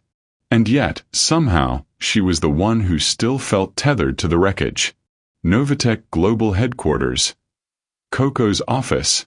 Late evening. The city glowed beneath her, a sea of lights stretching endlessly into the darkness. Coco sat at her desk, her laptop open but ignored, staring instead at the framed photograph of her mother that she'd moved from her penthouse to her office. Vanessa's smile seemed to ask a question Coco couldn't answer. Are you happy, baby? The intercom on her desk buzzed. Ms. Jones. Her assistant's voice crackled through. I'm heading out for the night. Do you need anything before I go? Coco glanced at the clock. 9:47 p.m. No, thank you, Melissa. Have a good night. You should go home too, Melissa said gently. You've been here since 6 this morning. Coco smiled, even though Melissa couldn't see it. Soon. I promise. The line went quiet. Coco leaned back in her chair and closed her eyes. The truth was, she didn't want to go home. The penthouse felt too big, too quiet, too full of questions she didn't know how to answer. Her phone buzzed. A text from Dr. Evelyn Rhodes. Dinner tomorrow? My place. No work talk. Just us. Coco typed back. I'll be there. Another buzz. This time, an email notification. She almost ignored it. Her inbox was always flooded, but something about the sender's name made her pause. Jude Ward. Her breath caught. She stared at the name for a long moment, her finger hovering over the delete button. Then, against every instinct screaming at her to let it go, she opened it. Subject. No expectations. Coco. I don't know if you'll read this. I don't know if you'll delete it the second you see my name. I wouldn't blame you if you did. I'm not writing to ask for forgiveness. I don't deserve that. I'm not writing to make excuses or to explain myself. There's nothing I could say that would undo what I did. I just wanted you to know that I think about you every day. I think about the night we threw you out. I think about your face when you realized we weren't going to fight for you. I think about how young you were, how alone you must have felt. And I think about the man I used to be, or thought I was, and I don't recognize him anymore. I've spent the last 3 months trying to figure out how I became that person. How I let Peter's cruelty become my cowardice. How I convinced myself that protecting the company was more important than protecting you. I don't have a good answer. All I know is that I failed you. I failed Dad. And I failed myself. You asked me once why I didn't fight for you. The truth is, I was scared. Scared of Peter. Scared of losing control. Scared of admitting that maybe I wasn't strong enough to lead the company the way Dad wanted. But mostly, I was scared that if I stood up for you, I'd have to face the fact that we were wrong.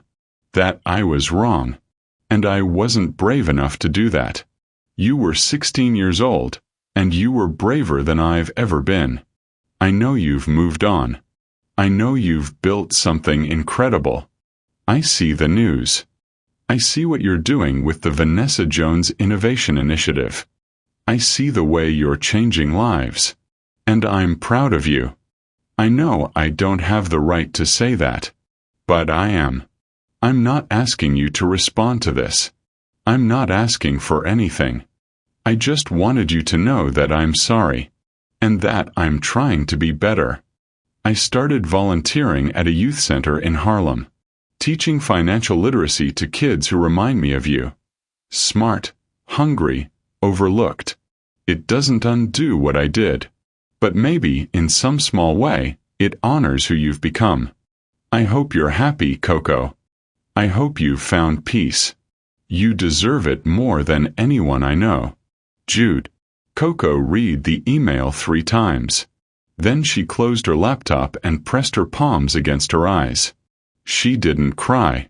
She didn't feel anger. She just felt tired and confused. Because part of her, the part that had spent 10 years building walls, wanted to delete the email and never think about Jude again. But another part of her, the part that had sat with those kids at the community center, the part that had read her father's letter and felt his love reach across the grave, wanted something different. She didn't know what. But it wasn't hate. The next evening, Dr. Evelyn Rhodes' townhouse, Brooklyn. Evelyn's home was warm and lived in, filled with books and art and the smell of something delicious simmering on the stove. It was the kind of place that made you feel safe the moment you walked through the door. Coco sat at the kitchen island, a glass of wine in her hand, watching Evelyn stir a pot of curry. So, Evelyn said without turning around, Are you going to tell me what's on your mind, or are we going to pretend you're not somewhere else right now? Coco smiled despite herself. Am I that obvious? Baby, I've known you for 8 years. You're always obvious to me. Coco took a sip of wine. Jude sent me an email. Evelyn's hand paused mid-stir. Then she set the spoon down and turned to face Coco. What did it say? Coco told her. When she finished, Evelyn was quiet for a long moment. What do you want to do? Evelyn asked finally. I don't know, Coco admitted. Part of me wants to ignore it. He doesn't deserve a response. He doesn't deserve my time or my energy or my forgiveness. And the other part? Coco hesitated. The other part wonders if I'm punishing him, or punishing myself. Evelyn's expression softened. What do you mean? I mean. Coco set down her glass. I've spent 10 years being angry, and I had every right to be. But now that I've won, now that I've proven everything I needed to prove, I'm still carrying it. The anger, the hurt, the loneliness. Her voice cracked on the last word, and I don't know how to put it down. Evelyn walked around the island and sat beside her. She took Coco's hand. Forgiveness isn't about letting them off the hook, Coco, she said gently. It's about freeing yourself from the hook. Coco looked at her, eyes glistening. But what if I forgive him and nothing changes? What if I let him back in and he hurts me again? Then you'll survive it, Evelyn said firmly. Just like you survived the first time. But at least you'll know you tried. At least you won't spend the rest of your life wondering, what if? Coco wiped her eyes. I don't know if I'm strong enough. Evelyn squeezed her hand. Baby, you're the strongest person I know. You didn't just survive what they did to you. You thrived. You built an empire.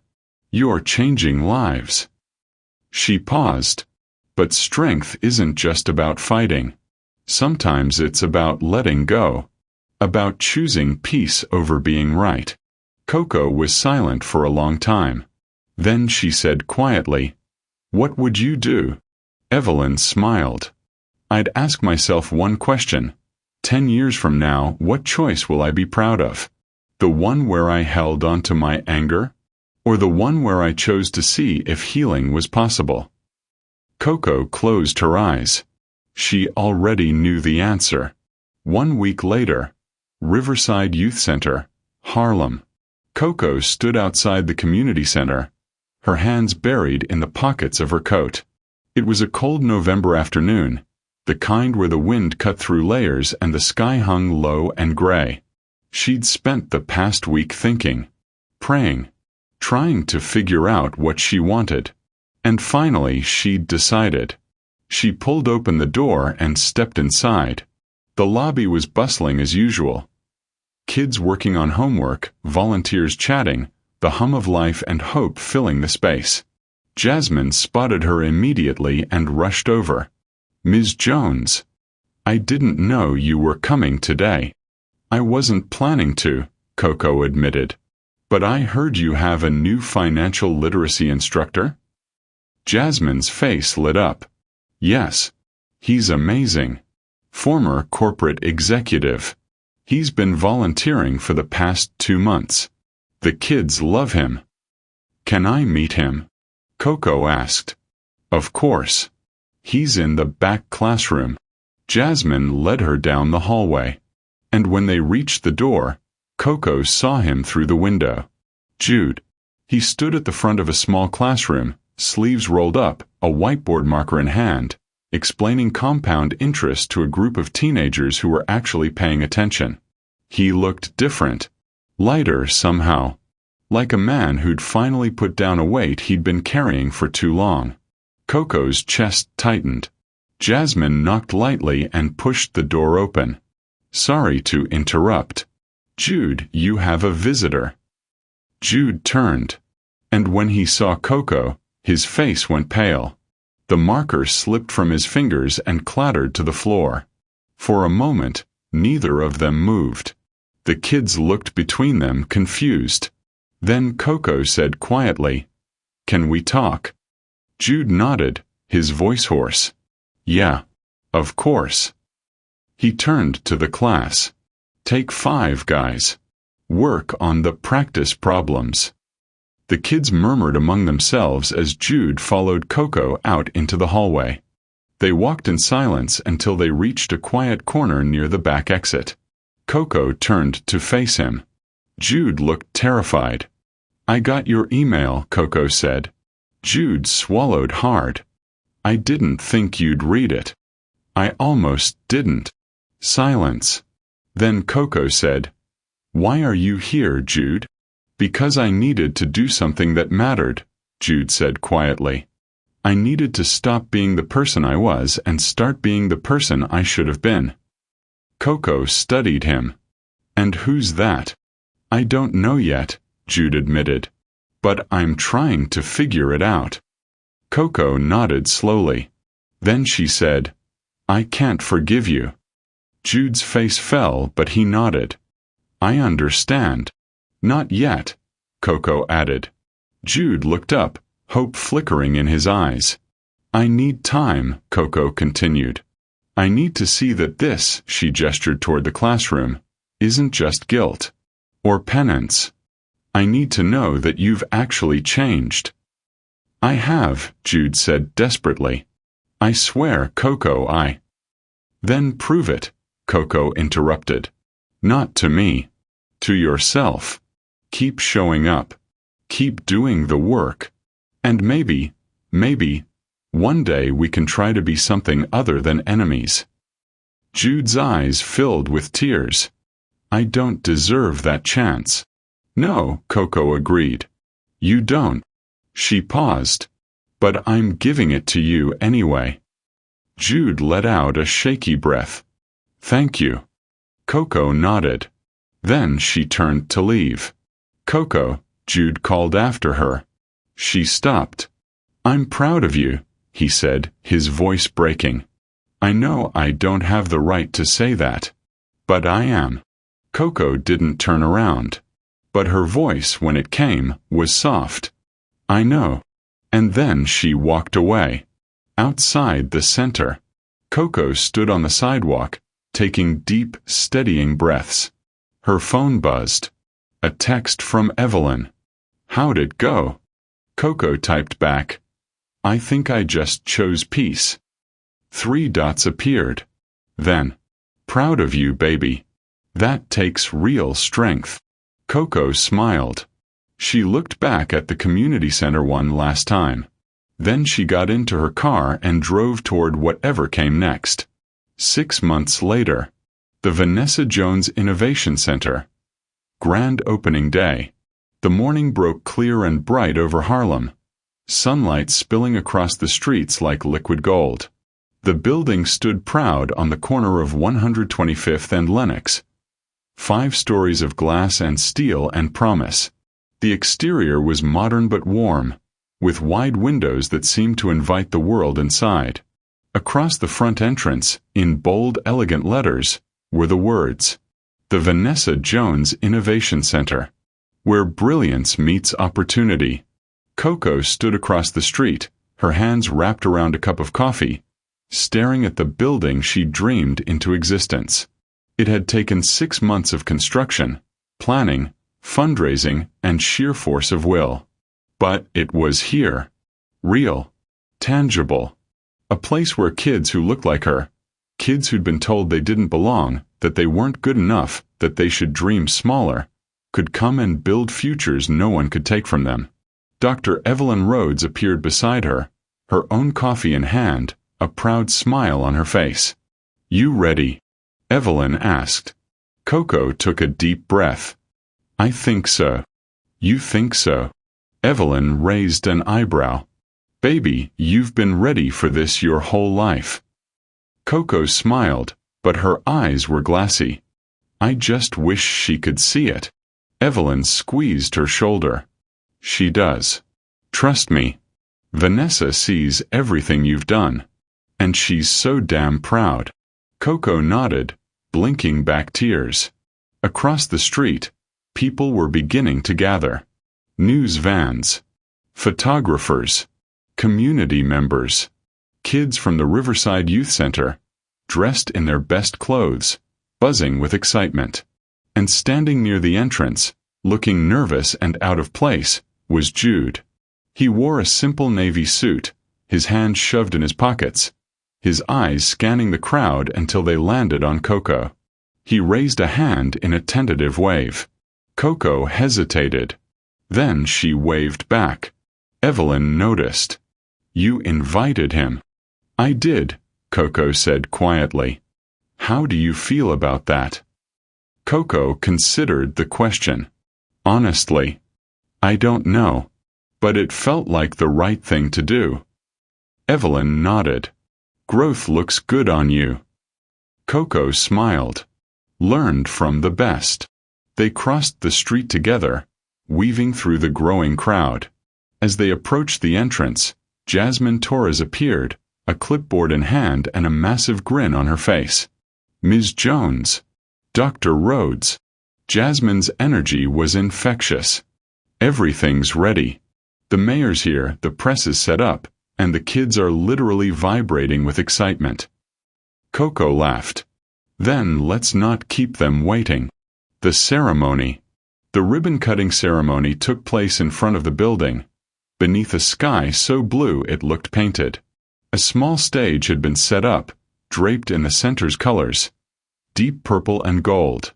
Chairs were arranged in neat rows, filled with community leaders, donors, families, and children whose lives were about to change. Coco stood backstage, her heart pounding. She'd given speeches before. Boardroom presentations, investor pitches, TED Talks. But this was different. This was personal. The mayor finished her remarks, praising Coco's vision and the center's mission. Then she turned toward the curtain. "And now, I'd like to introduce the woman who made all of this possible. A Harlem native, a tech visionary, and a fierce advocate for our young people. Ms. Coco Jones." Applause erupted. Coco stepped onto the stage. The sunlight hit her face, warm and affirming. She walked to the microphone, her mother's necklace glinting at her throat. The crowd quieted. Coco took a breath. And then she began.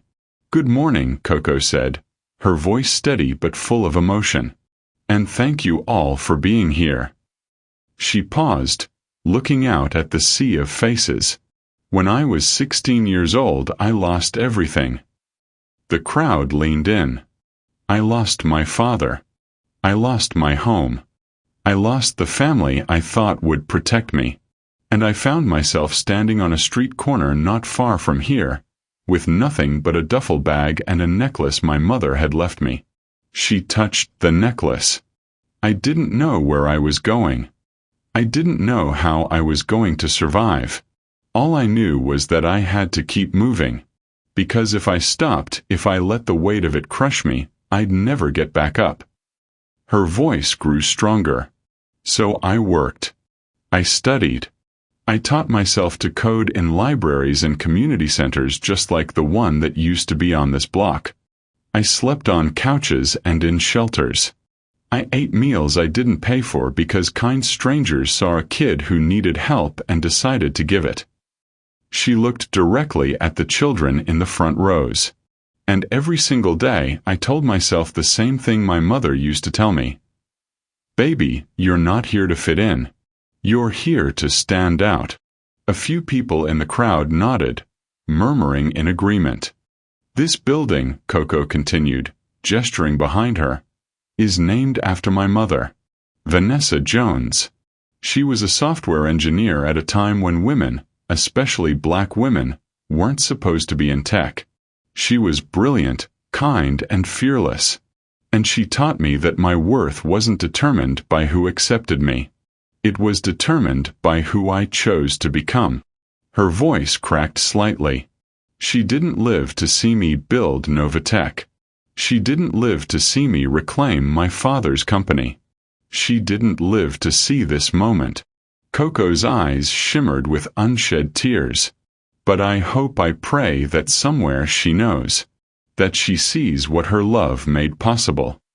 She took a steadying breath. This center isn't just about technology. It's not just about coding or business or STEM.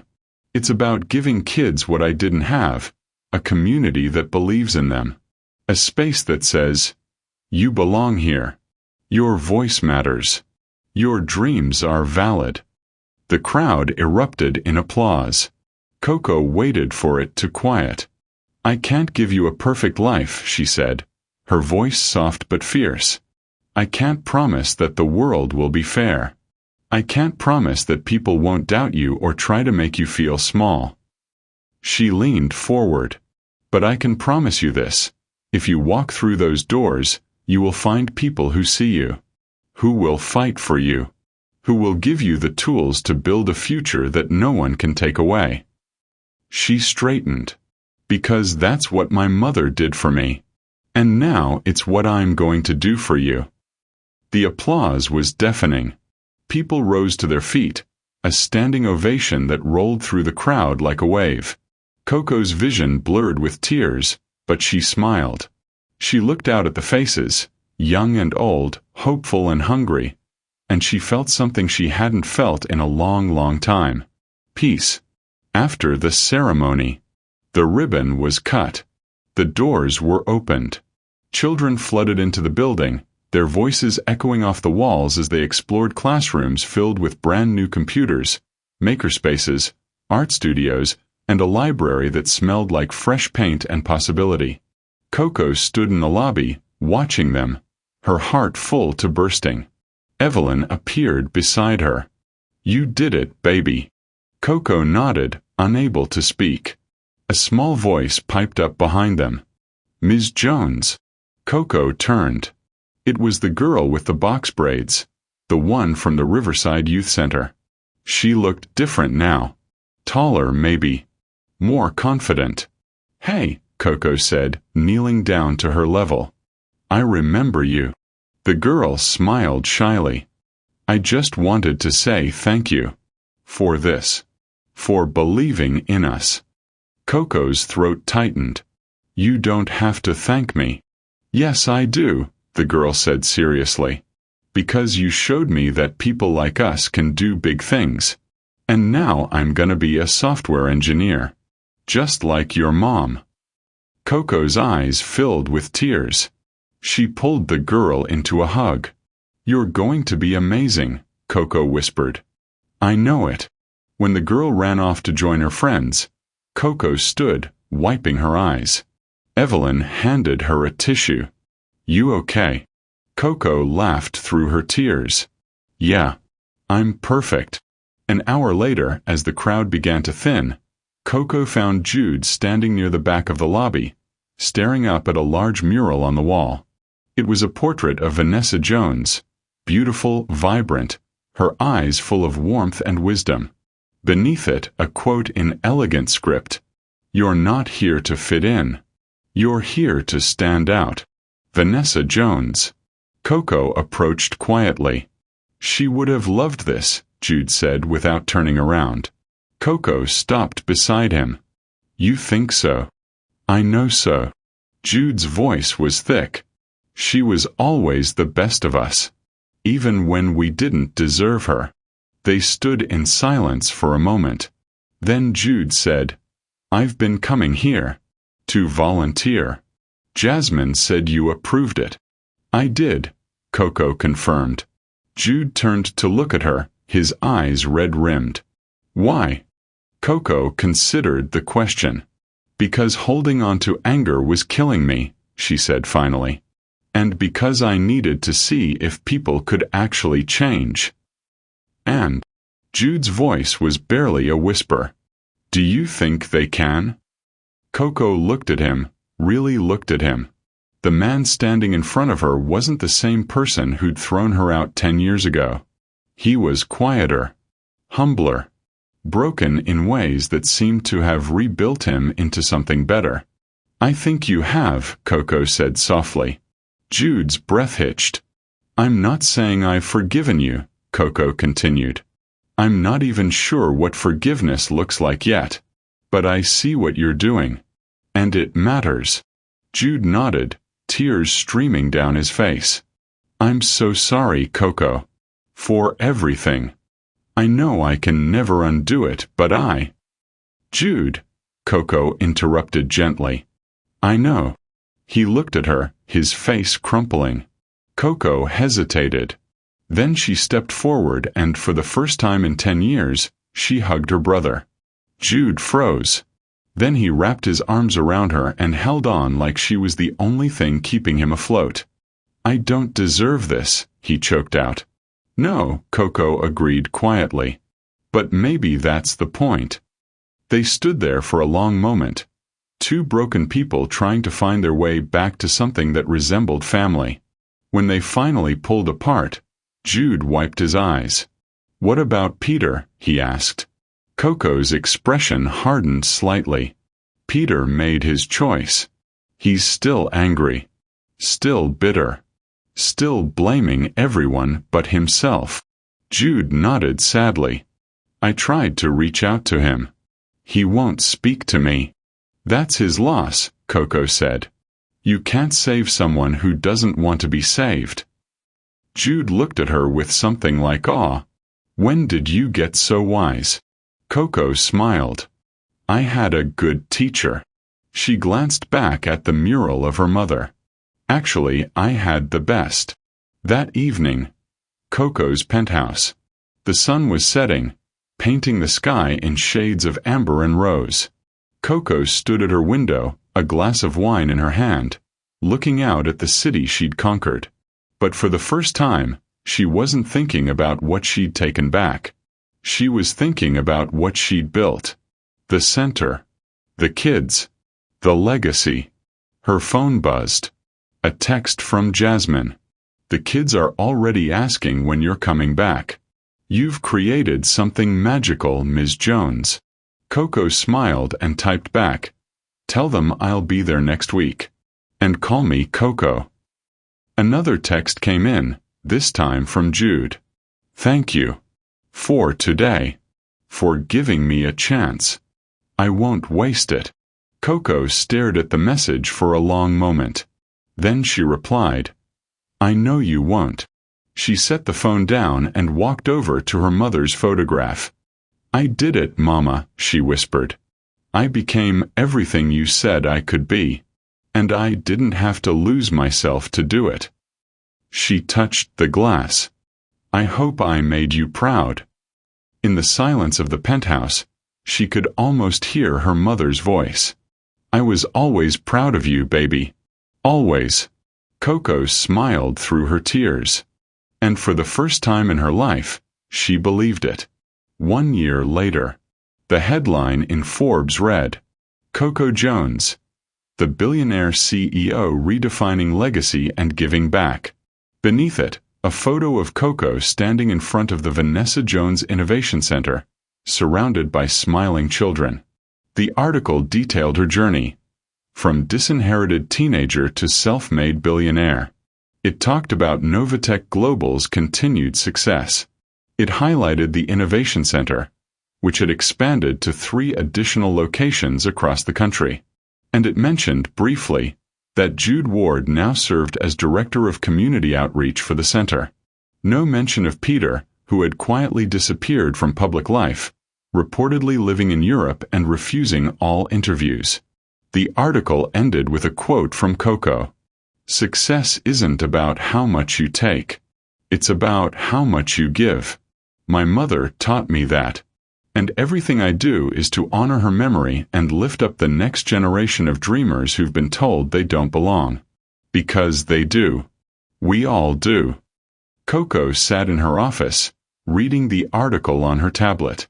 Evelyn sat across from her, grinning. Not bad for a girl they threw away. Coco laughed. Not bad at all. There was a knock at the door. Come in, Coco called. Jude entered, holding a folder. Sorry to interrupt. I have the quarterly report from the centers. Enrollment is up 40%. Graduation rates are, he stopped, noticing the article on her screen. Oh, you saw it. Coco smiled. Hard to miss. Jude looked embarrassed. They made me sound more important than I am. You are important, Coco said firmly. You're changing lives, Jude. That matters. Jude nodded, his eyes glistening. It does. And I have you to thank for that. Coco stood and walked around the desk. We're family, she said simply. Not the family we were, but the family we chose to become. Jude smiled. I like that version better. Me too.